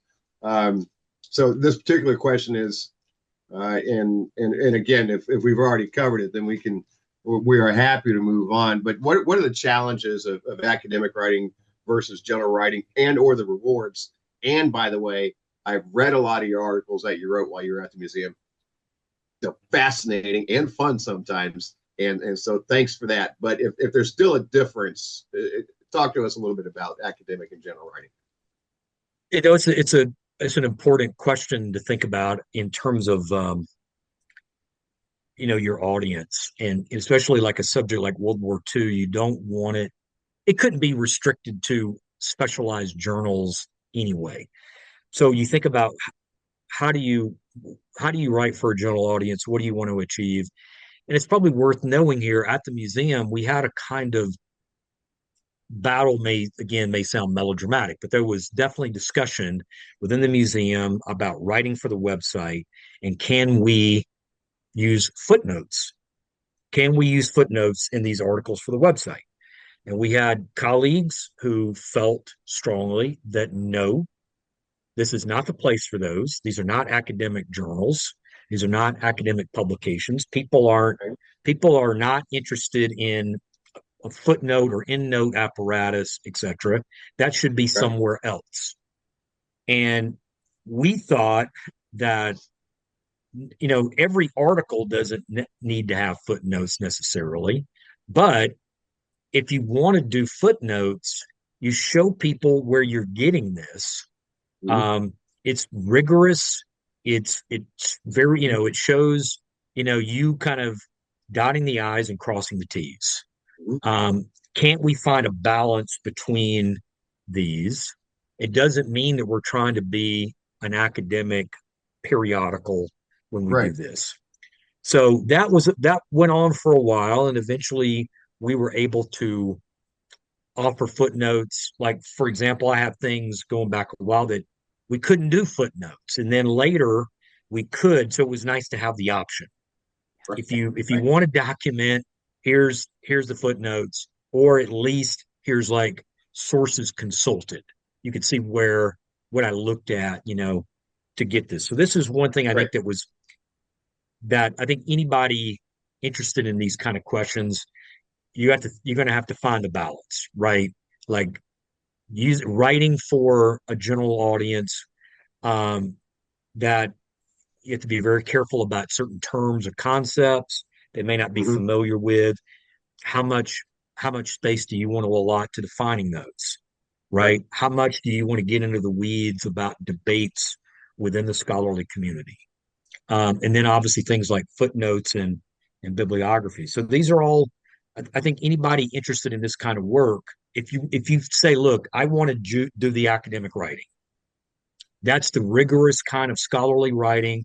I want to do that. Yes. Maybe this kind of work is not, your thing, because yes, you may be able to do some of that, but whereas you're writing a journal article where you may have 80 footnotes, and you have consulted a ton of sources, including like Sure. archival materials. And here, you don't have unlimited space.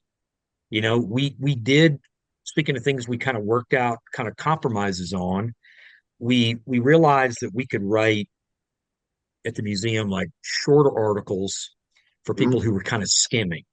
You think Right. about somebody who's like on their lunch break and they're flipping through their phone and they see something that's of interest, and they got half an hour maybe before they got to go back to the job, and they're just Right. looking and they read it. Okay. It's 600, 700 words, right? So we had those. And then we had some that may be 1,500 words, 2,000 words, things they're more detailed, they're more involved. And then we did have, I mean, I got away with it a few times, some that were like 4 to 5,000 words.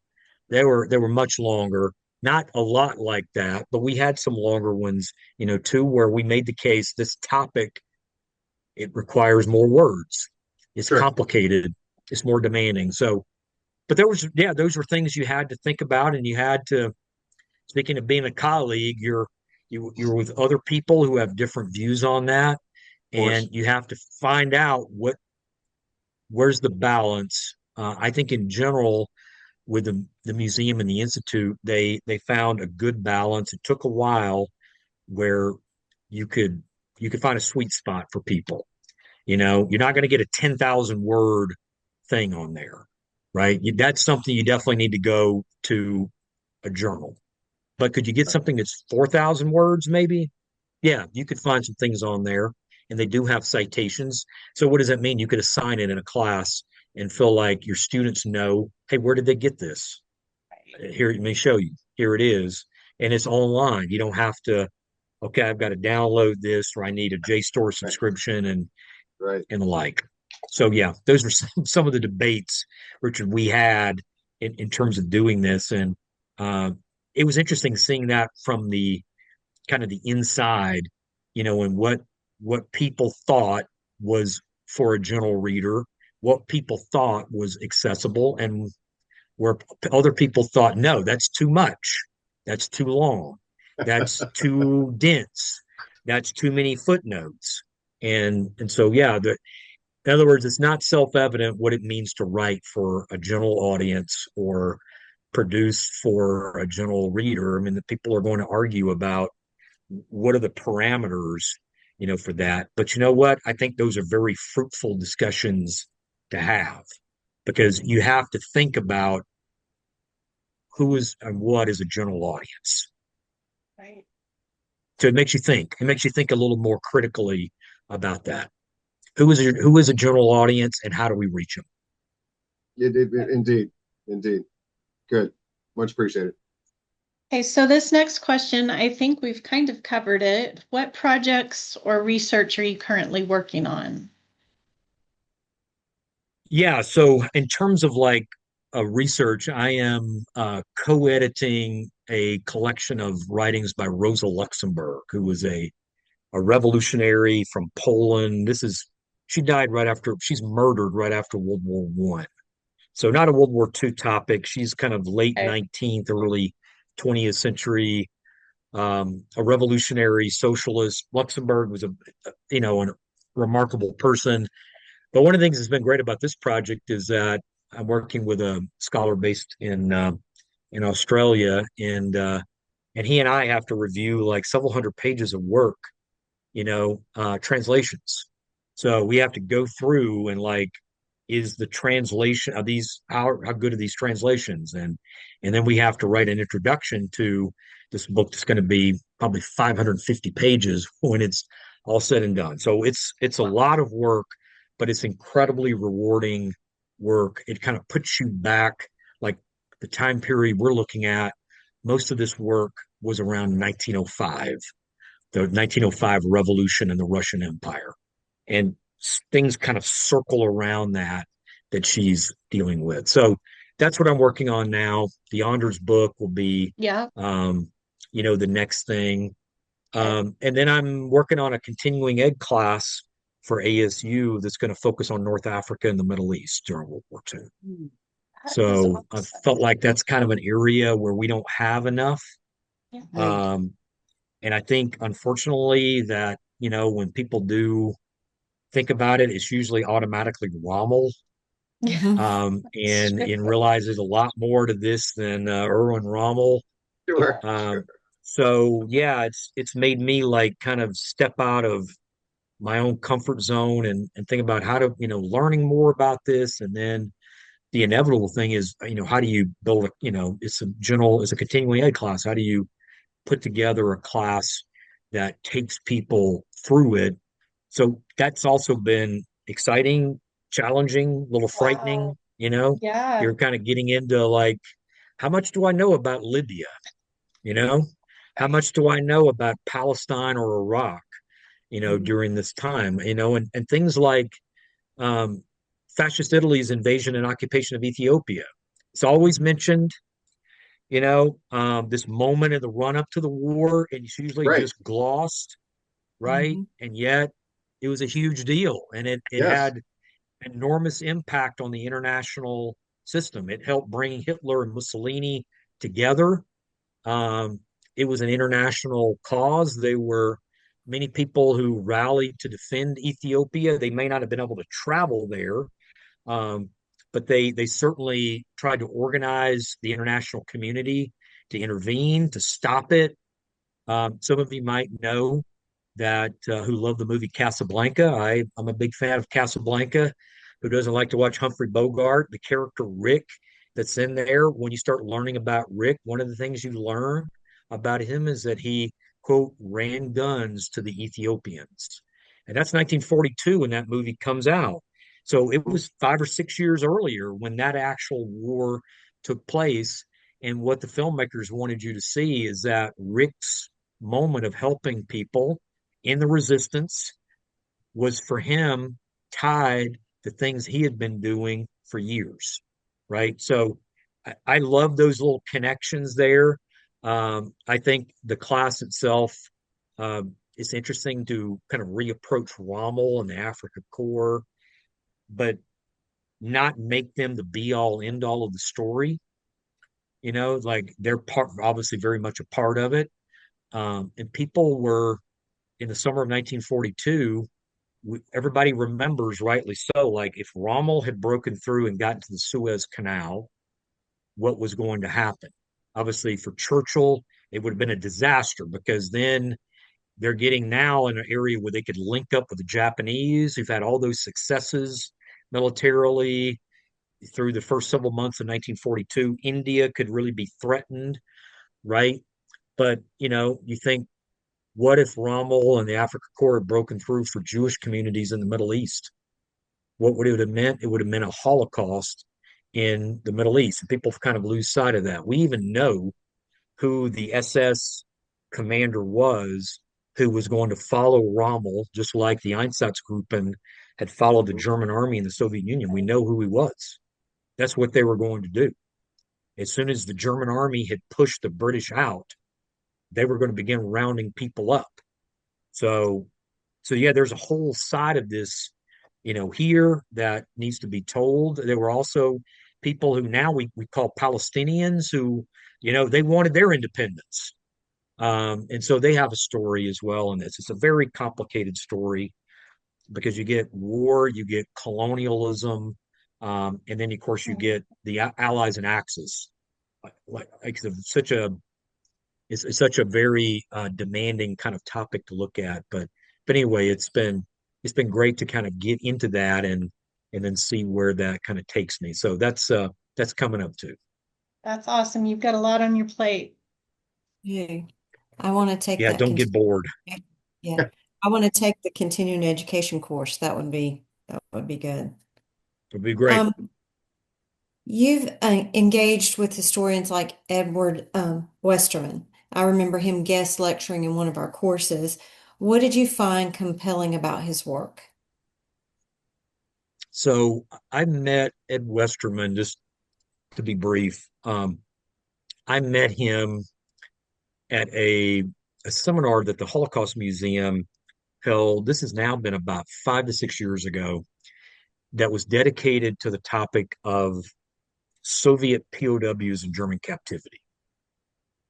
Probably won't surprise you, I was very interested in this topic because I had worked on American POWs in German captivity.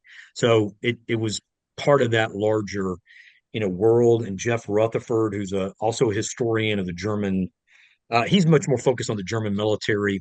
Ed's been much more focused on like Nazi police formations. So being in a seminar with him was just terrific. So it was a week long thing, and I got to work with Ed, background in the U.S. Air Force, had been stationed in Germany. He did a PhD. He worked with Christopher Browning at University of North Mm. Carolina, Chapel Hill, and from very early on was interested in these debates about perpetrators. And for those who know Christopher Browning's work, especially the book Ordinary Men, there was a whole body of work that grew up around that, focused on Germans who were not, you know, dyed in the wool Nazis, Right. and yet they became mass murderers. Mhm. So Browning was interested, right? What pulled them into the killing?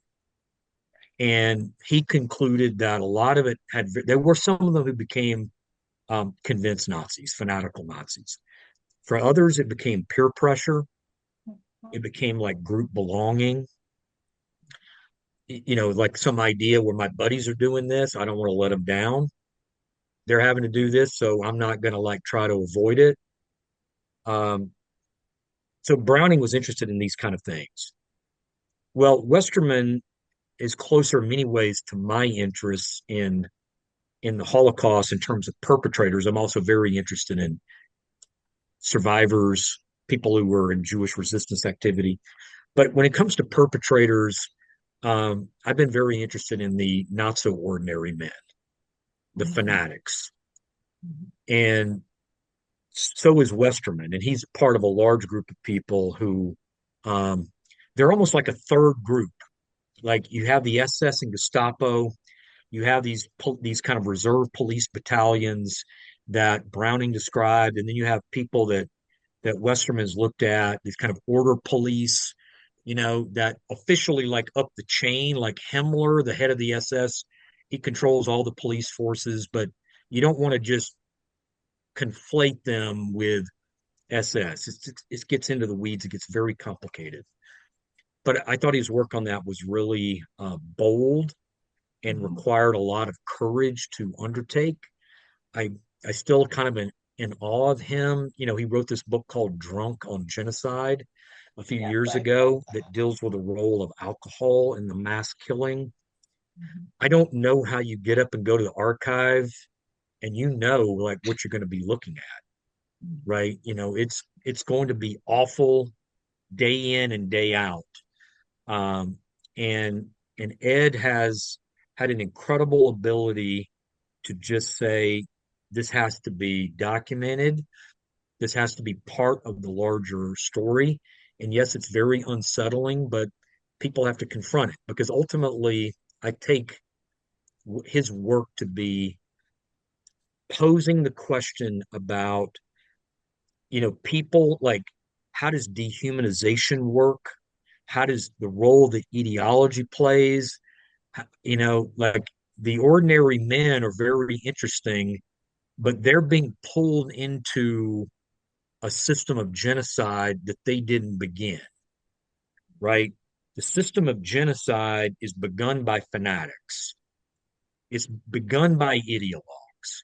And if you don't have the ideologues who, like people who are in the SS or the Gestapo or in these police units that Westerman looks at, um, the Nazis really depended on them because they don't.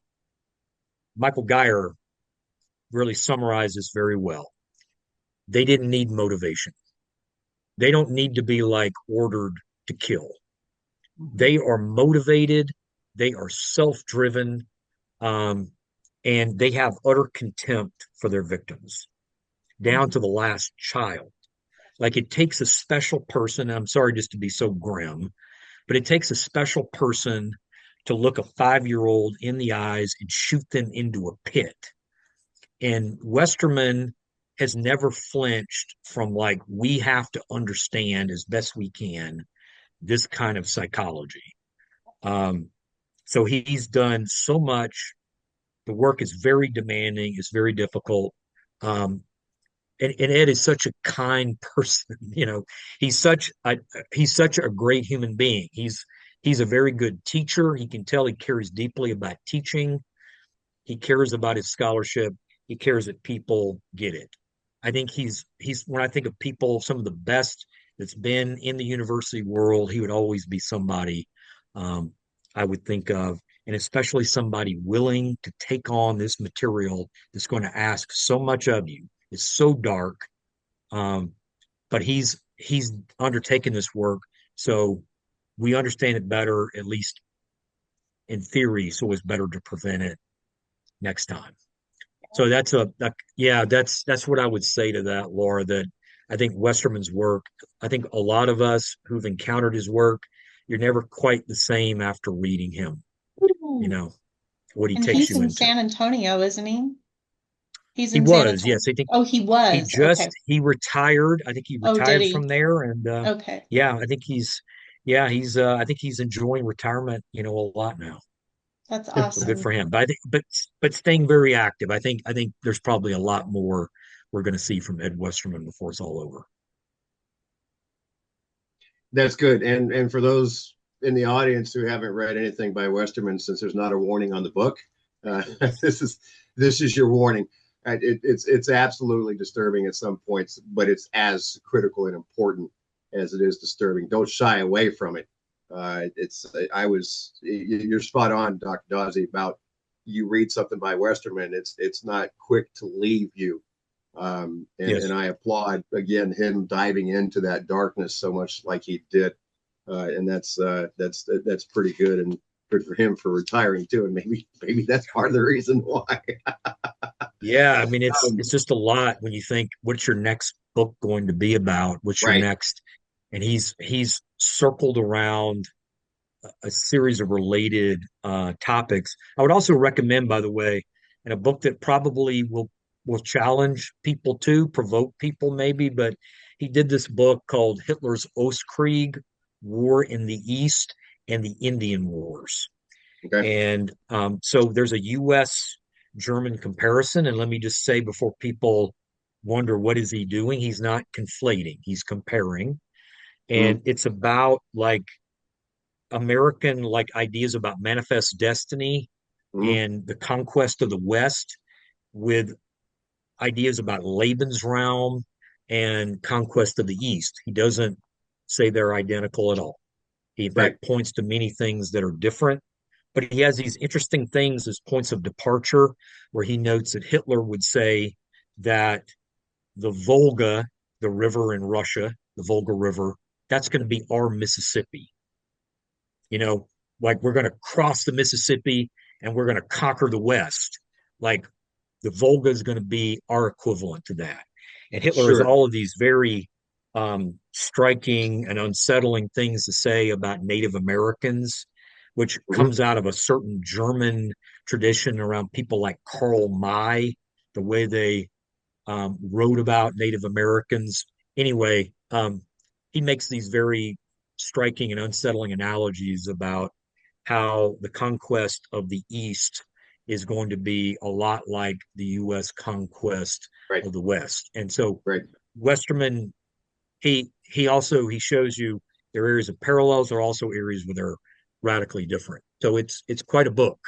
That even someone It- would think about, doing that and to enter into a historiography on the U.S. West that was not something that was his training, but he decided he was going to take it seriously, and he did. He read an enormous amount of work.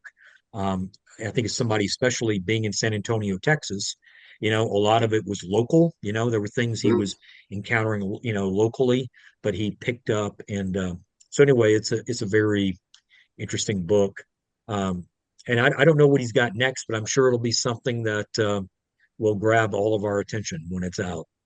no doubt. Um, so earlier you talked about your affection, your academic affection for the resistance, and then of course about Gunther Anders. But this question, I'm changing it up just a little bit. Um, Tell us something about the war, World War II. You mentioned the Sherman tank. Just tell us something that you think is really cool. Like when you come across it or you read about it or you see a picture, it could be a day, it could be an airplane, it could be Eisenhower. Just tell us something that really appeals to Jason, the fan of the war. Yeah, I think I think probably where I would go with this is that a country that I really came to, I'd been there before, but became very interested in the American presence there was Italy. And I felt like that this was an area that was getting overlooked a lot. You'd have like almost like a kind of classic American um, thing, right? Where you would have Operation Husky, Mm-hmm. Sicily, then the landings in September. Then you'd have Anzio, Mm-hmm. early 44, Monte Cassino, then Rome falls, and then like next thing you know, the war is over in Italy. It's like April, Right, May of 1945, and like what happened in between because right. everything shifted right um to France, obviously to Yes, D-Day and the like. And you would hear veterans of the Italian campaign would be like, yeah, I don't feel like anybody pays us any attention. We were there in okay, 44, 45, and okay, we feel, forgotten. So I became very interested in World War II in Italy, especially the 44, 45 period. sure. And I don't know if it's one cool thing, Richard, but I would just say that I got to know a family who lost a loved one in the last week or so of the war Wow. in Italy, who was a P-47 pilot. And I got to Okay. travel with them for like a week of commemoration about his service. His name was Lauren Hintz, this fighter pilot, Wow. shot down Wow. near Bologna. So it's near Wow. Bologna, about a week before the Germans surrendered.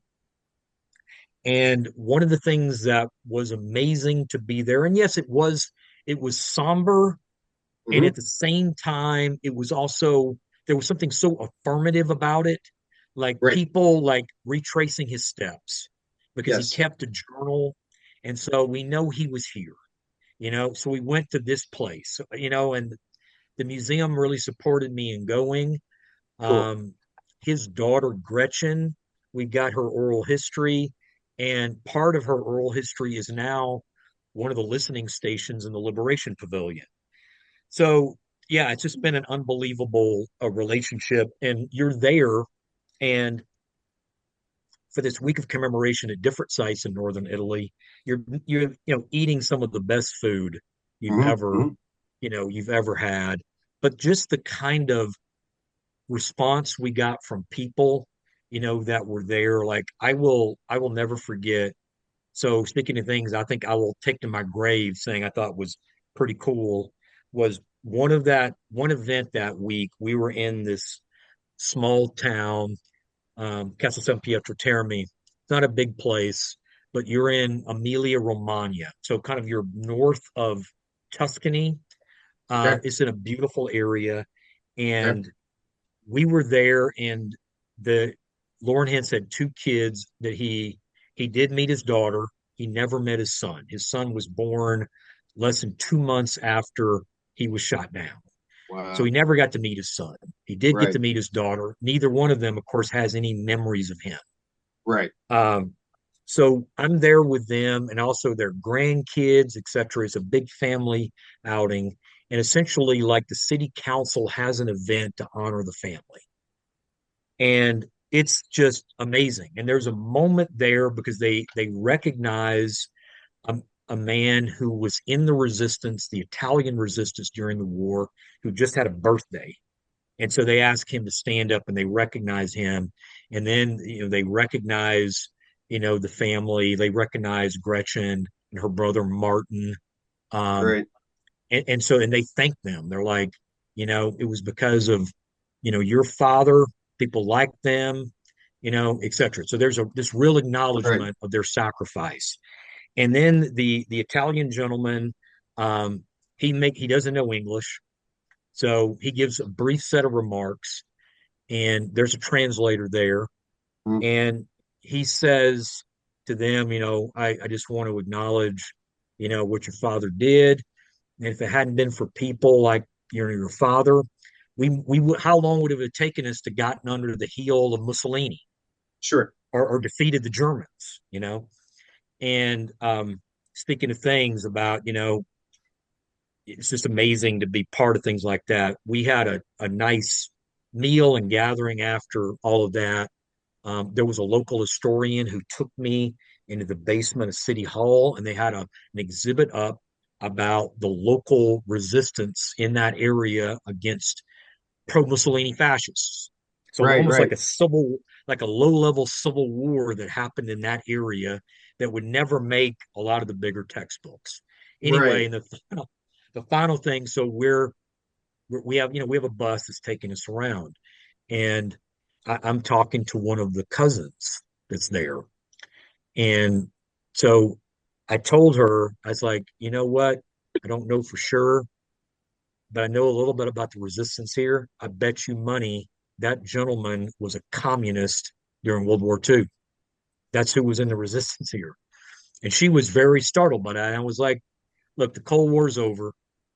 This is before the Cold War. He's talking about World War II and a kind of popular front. He said nothing about communism and capitalism. He wanted people to be aware of the fact that the U.S., the sacrifice of people like Lauren Hintz was critical, you know, and so it was amazing to see people from all these different backgrounds come Sure. together around their story, and that we can let the past and parts of the past just be past, but just honor them. And so this gentleman had his birthday remembered for his activity in the resistance, and Gretchen and Martin. I think it was just an unforgettable thing. I mean, they had all of this stuff for them, and in a town like this isn't Rome, this isn't Florence, this isn't one of the Right. big cities, right? This is in a smaller place, and they cared enough about Lauren Hentz's story that they did this. Um, and I just thought about all the locales just around Europe that have probably stories like that. Some of them have been told, and some of them have been yet to be told, but they all come Mhm. back to the war, and they all come back to why the war matters. Very cool. Very cool. Well, good for you and them. Yeah, it was quite a thing to be there for that. I'll bet. Um, this is another one I feel like you've kind of answered already. Are there areas of the war you wish you had more time to research? Yes. I mean, so I think North Africa and the Middle East, just to be Right. brief on this one, Mm-hmm. that's one of them, that I felt like I didn't know enough about. And in a strange way, even though like I've been generally familiar with it, I I would like to learn more about speaking about resistance in Nazi occupied Europe, about resistance and occupation in Japanese dominated Asia. Oh, Like interesting. what it was like to live under Japanese occupation. Right. And just for your audience, I think if you were wanting to kind of get into this without not kind of knowing maybe specialized books and articles, let me mention Richard Overy's massive book, Blood and Ruins. It's a huge book, but he has some amazing material in there. It's very concise about what occupation policy looked like under the Japanese. And there's discussions in there about Indonesia. There'll be things in there about, of course, China, about the Philippines, about present day Malaysia. And wow, like I knew some of it. There's a lot of it, like I just didn't know. You get so wrapped up in the German case, or maybe even Sure. like fascist Italy, and you lose sight about how brutal this was. Some Mm-hmm. places it's worse than others, but it's a brutal occupation, and it's being carried out at the same time that you're getting this propaganda out of Tokyo directed at all of these locales, right? That the Japanese favor Asia for Asians, and we're all brothers. We're all like, they're all this fraternal rhetoric, and at the same time, they're clearly treating people as inferior, Right. at the same Right. time. So, yeah, that's an area I think down the road that I'd like to look more into. Okay. Yeah. Um, the next question goes along with that, but I'm going to change it up a little bit. Instead of asking you about what areas do you think are underserved or underexplored, is there, you know, when you talk about World War II history to the general public, many people know who Patton is, they know who Eisenhower is, they know who Hitler is. But is there one individual that you don't think has been talked about enough in their role in the war? Oh, wow, one. I have to think about that, Laura. Like if you're just picking one figure that there's a lot of like lower level people that I kind of got to know about, for example, who are involved in like liberating the camps, Mhm. but they're not household names in that sense. They would be requiring a lot of, but these are often people who they were among the first to enter these camps. They were among the first to document what was going on there. They would be among the first to try to save people. They were there. This may be a cop out. What I would say is that if there was one individual, I think I would want people to be more aware if I had to pick. So there's a reason behind this because when I was working for World War II Research Services, you would get people contacting you all the time um, about can you get the file of my loved one, right? So they would request they were in the 29th Infantry Division, or they're in the 88th Infantry Division, or they're in the 6th Armored Division, et cetera. So in many cases, they didn't know the unit at all. But one of the things that I got used to is that very frequently you'd have people, and they're well intentioned. I don't want anybody out there to misrepresent or misunderstand what I'm saying here. People, this passed down as family lore. So they would tell me, like, I feel pretty sure my grandfather, he never talked about it. My uncle never talked about it, but I'm pretty sure he was in Patton's Third Army. So you would get that all the time. Mhm. And then you would get, like, very frequently, I think my grandfather was involved in liberating one of the camps. I think he was at Dachau, or I think he was at Mauthausen, or he was at Buchenwald, or the like. And so you would request the file, and especially with Army and Army Air Forces files, there was a big fire in the 1973, destroyed so many of them. So you'd be jubilant when you got a complete Army or Army Air Forces file anyway. But in so many of those cases, the you'd have to then tell the loved one, like the family, like, I'm sorry, your loved one was not in Patton's Third Army. And as far as we can tell, um, there's no evidence that, you know, that they were anywhere near a concentration camp. Now, that doesn't mean they didn't talk to somebody who was. It doesn't mean they didn't see newsreel footage that Signal Corps personnel were taking of the camps. They read an issue of Stars and Stripes that quotes Eisenhower, which all of that, of course, happened, right? And it's very easy for people all of a sudden, and over the years, it goes from grandfather talked about what he heard about Dachau to grandfather was at Dachau, Yeah. and no bad intentions, no whatever at work. I mean, for memory to work that way. So that way in itself was an amazing thing to deal with. But I think probably if you wanted to ask me about one person, I'm going to show a real museum bias here. And a lot of people who've been to the museum or familiar with the museum know the name of Hal Baumgarten, who was at Omaha Beach on D-Day.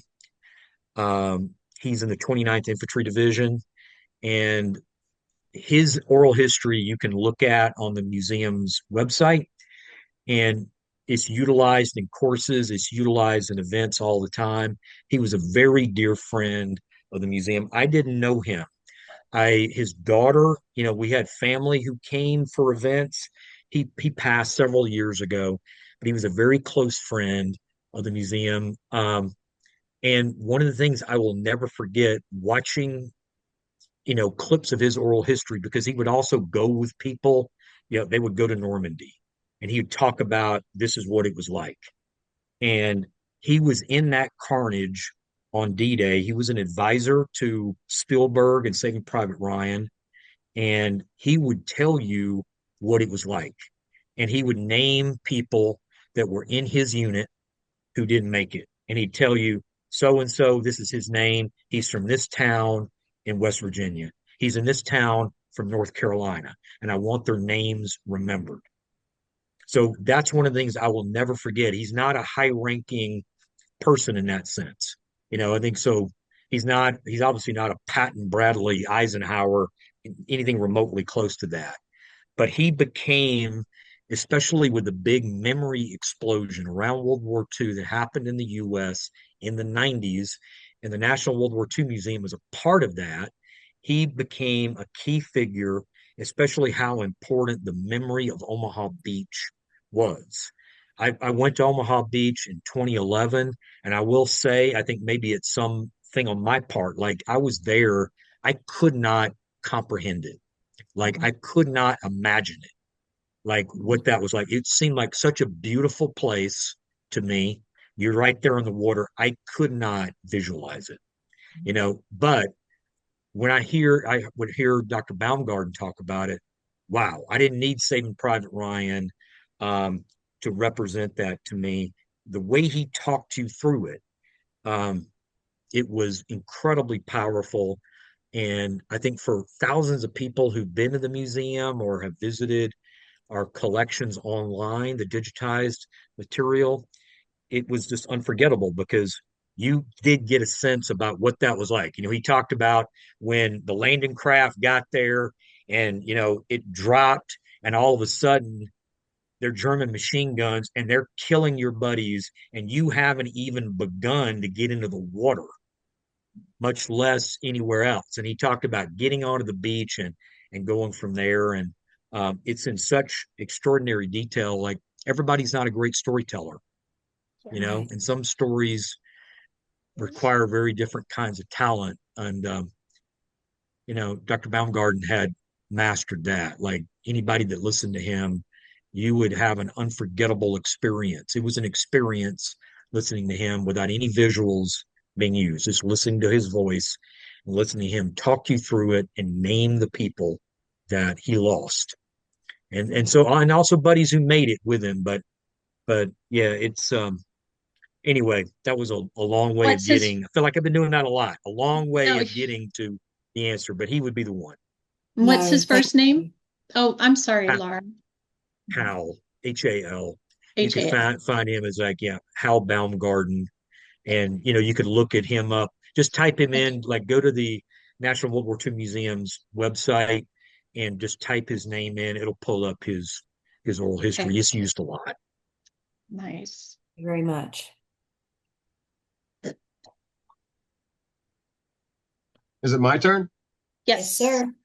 All right.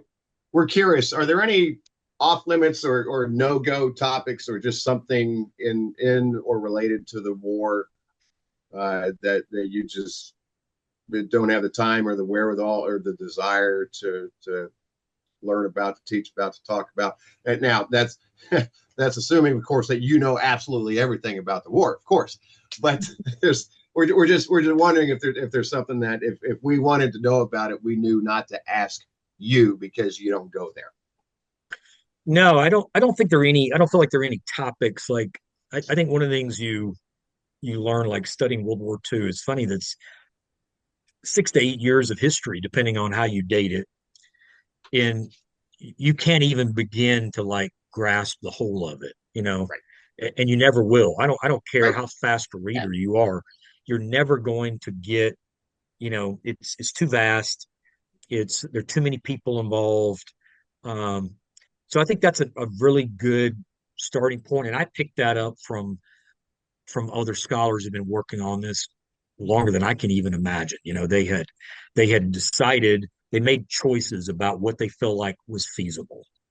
And there would be someone like a Gerhard Weinberg, a Mhm. longtime friend of the museum, right? Visions of Victory is assigned in Intro to World War II Studies still. He wrote a huge textbook like 30 years ago, right? A World in Arms, like that people still read, but everybody can't be a Gerhard Weinberg. He had worked on World War II for decades before, he worked on that. Um, so I don't think there's anything I would say that's off limits. I think there are things that Good. I'm less, interested in um, than others. Like, I think for people who are fascinated by General Patton, I think that's great. That's not really, I think there's so much out there on him already. I think if that's what you want to do, that's terrific, but it's not so Mm-hmm. much kind of what I'm interested in. Um, I think I'm interested right now in, like areas that were impacted by the war that don't get pulled into the larger histories, Right. as much. Um, so in some cases that may be Latin America, North Africa, the Middle East. Some are better known than others. Um, yeah, I'm interested in that, and I think how do we connect these things, for people? And I think the other thing I'm really interested in is I talk about. I mean, the museum. I took this from them, like like four groups, right? Combat veterans, home front workers, Holocaust Mm-hmm. survivors, resistance fighters, right? Like, what are we doing to preserve their stories? We collectively, like, what are we're very, this is said all the time, and it's so true. You can't say it enough, though. We're not that far away from a world where none of those four groups will be with us.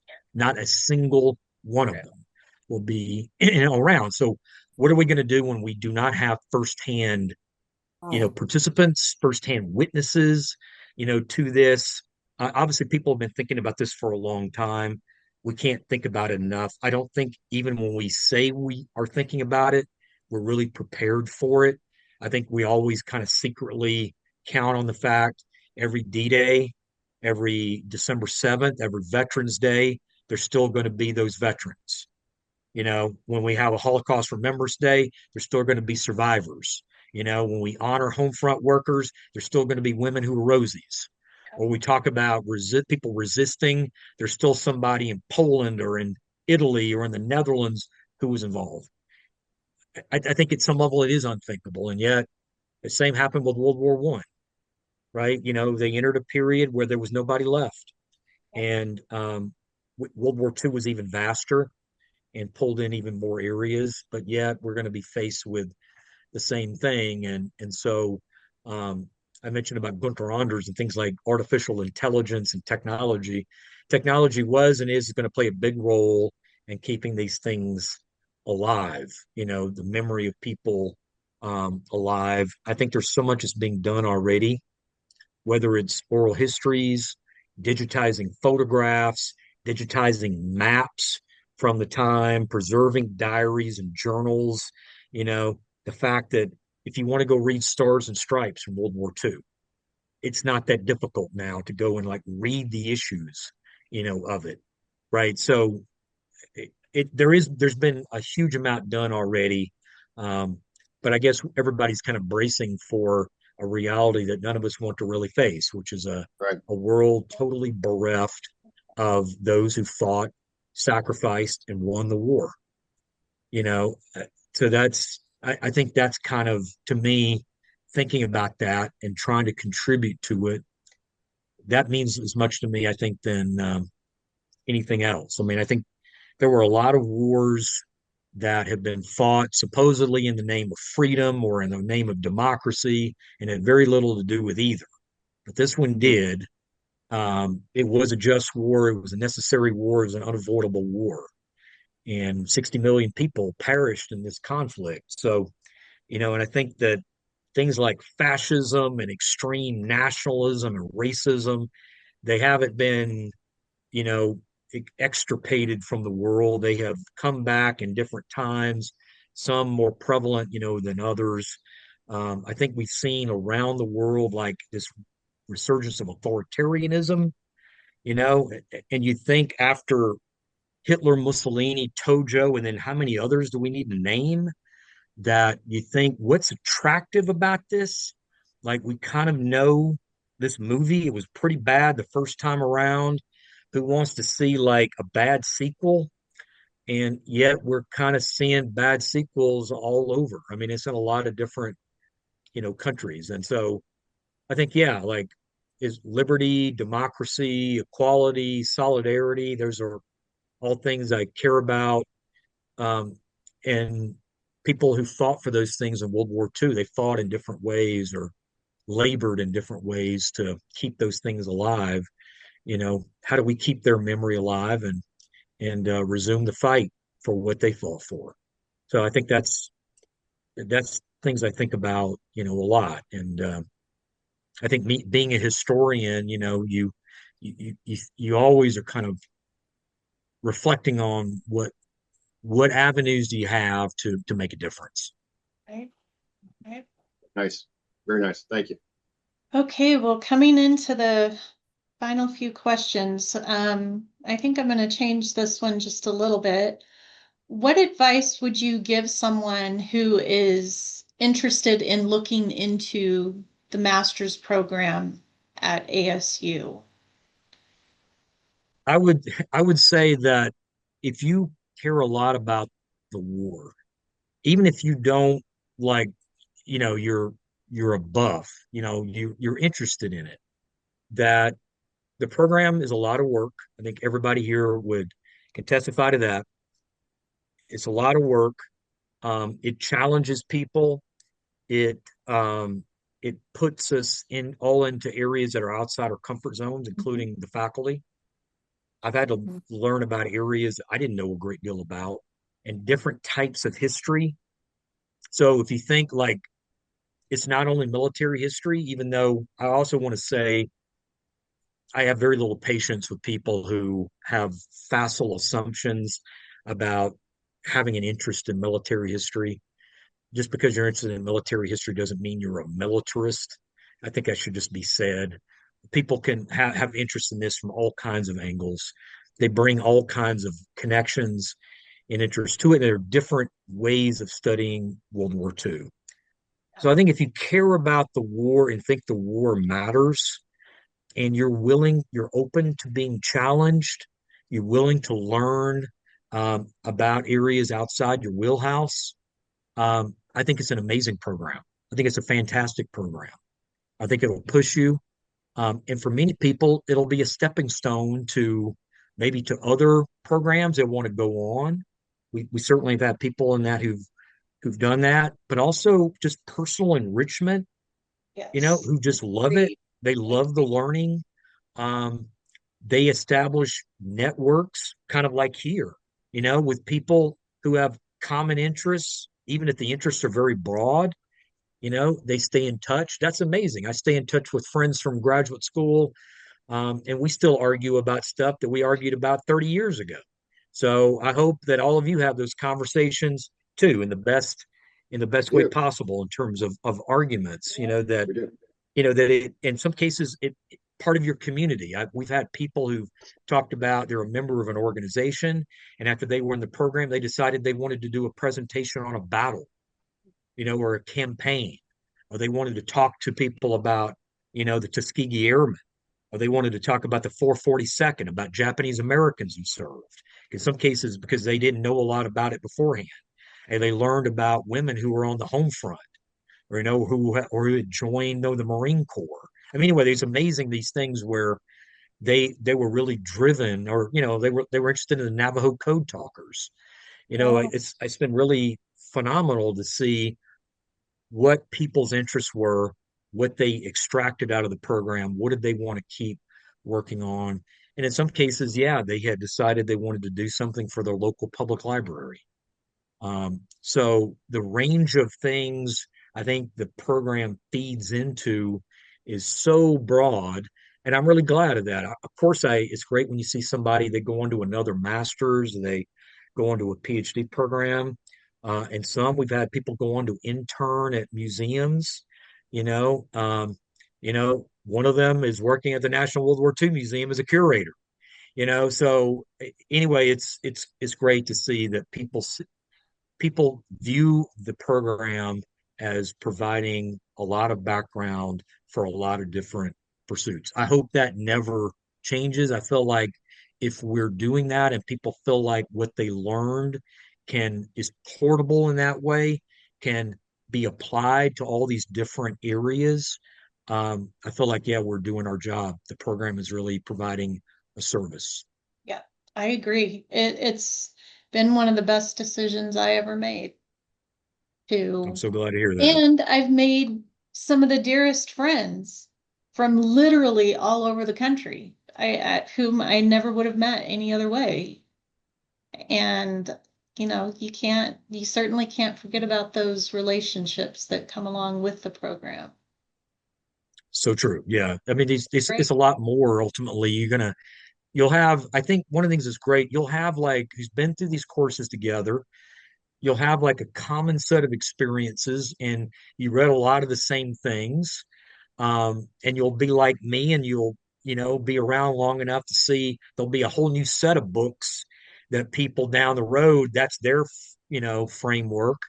That's just the way the profession, operates. Yeah, But at the that's same great. time, yeah, you have these connections with people, like you don't have to like impose on them to talk about World War II. Yeah, They already care exactly. about it.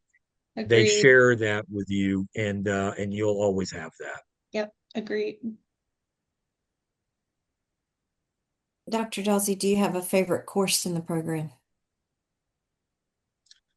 I'm probably not supposed to tell that, Laura. You're supposed to like say that, you like them all equally. It'll be our And secret. I do, I do like all of them, but I will say, I think probably the one I'm most attached to, because it was the first one that I kind of designed on my own, is just this readings course in Holocaust and genocide studies. Yes. And I really care a lot about that course because I knew from from Jan, Pete, etc. Like we needed a course like this. We eventually wanted to do something like a certificate. Obviously, Richard, glad to hear you went through it and the like. And but we needed another class, and so when I put that one together, I was still kind of settling into the job and the like. But one of the things I realized I wanted to do was kind of 1900 to 1945, roughly. Like I thought, this is an area where I can contribute. I work in this area generally, and we backtracked before 1900 a bit.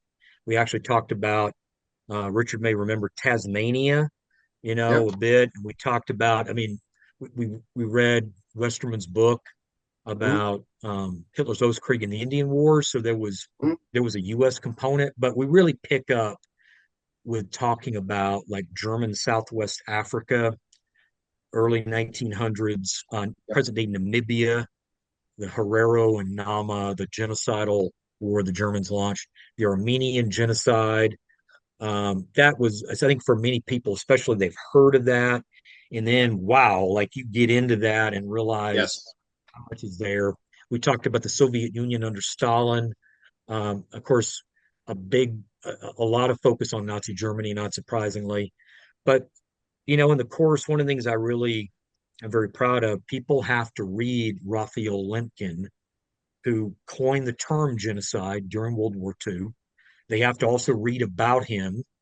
Um, and I feel like if they've done that work, there are obviously, unfortunately, horribly, so many genocides since 1945, but they have a framework, at least for this period, that overlaps with the coining of the term genocide, the Mhm. Genocide Convention, 1948. Um, so, yeah, that course is probably the one I'm most attached to. There's some books in there that they mean a lot to me personally. I know for students, some of them will just mention like there's a book called Empire of Destruction by Alex Kay, which I think is one of the most incredible things written about the Nazi regime's Mhm. annihilation policies. The Mhm. Holocaust is very much in there, but also Roma, people with disabilities, Soviet prisoners of war, Mhm. and Kay connects them. And many people wouldn't have even tried to write that book. And he he did it. It takes a lot out of the reader.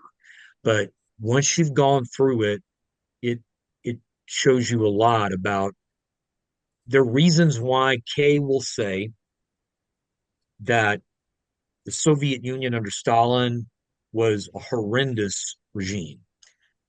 But he will say there are differences that still have to be said between Stalin and Hitler. Of He'll course. say there's no Soviet equivalent of Treblinka, the kind of assembly line killing. The Nazis systematically pursued children in a way that even the Stalin regime doesn't. So this is just kind of some things I think we touch on in that class. They're they're they're very debatable topics. People have, I mean, it's such the material is so difficult. It does ask a lot of people, but I feel like if you go through that class, you'll get a good background, a good footing if you decide you want to go on or interested in this subject matter. It is so awful in so many ways, but unfortunately, it's such a part of the world we've inhabited since 1900. So, yeah, I would say that was probably the one I'm most attached to. Thank you. Thank you. Shauna, I'll defer to you Okay, to ask the we last just question because wrap it up. mine Yeah, has been answered a couple times already. So we yeah, can just skip it. Yeah. yes, okay. So, final question is just, is there anything else that you want to add? I mean, it's been so wonderful talking with you and learning from your wealth of knowledge. Is there anything else you feel Just to say, I compelled think to I want to share? Yeah, I think just to say, Shauna, Richard, and Laura, I appreciate the opportunity very much, to talk about these things. I've really appreciated the questions and the like. It's made me think a lot, and I've learned a lot from like. It's always interesting, like hearing what people are interested in. And I watched Professor Mann's interview, so I learned things that I've worked with him for several years. There are things you don't know until you watch these, and I think it's a great framework, like webinars. Um, they allow you to do more, and once things are posted, people can watch as much or as little as they want at Right. their Precisely. leisure. I think it's a great learning medium. So I appreciate the opportunity to be a part of it, and so let me just close by saying thanks very much. Well, Well, thank thank you you. so much. Thank you, sir. We appreciate you taking your time to be with us and to share your My pleasure. knowledge. So thank Thank Yeah, you. you. absolutely my pleasure. So All yeah, right. thanks for the Bye-bye. opportunity. Yeah, take good care. Bye bye.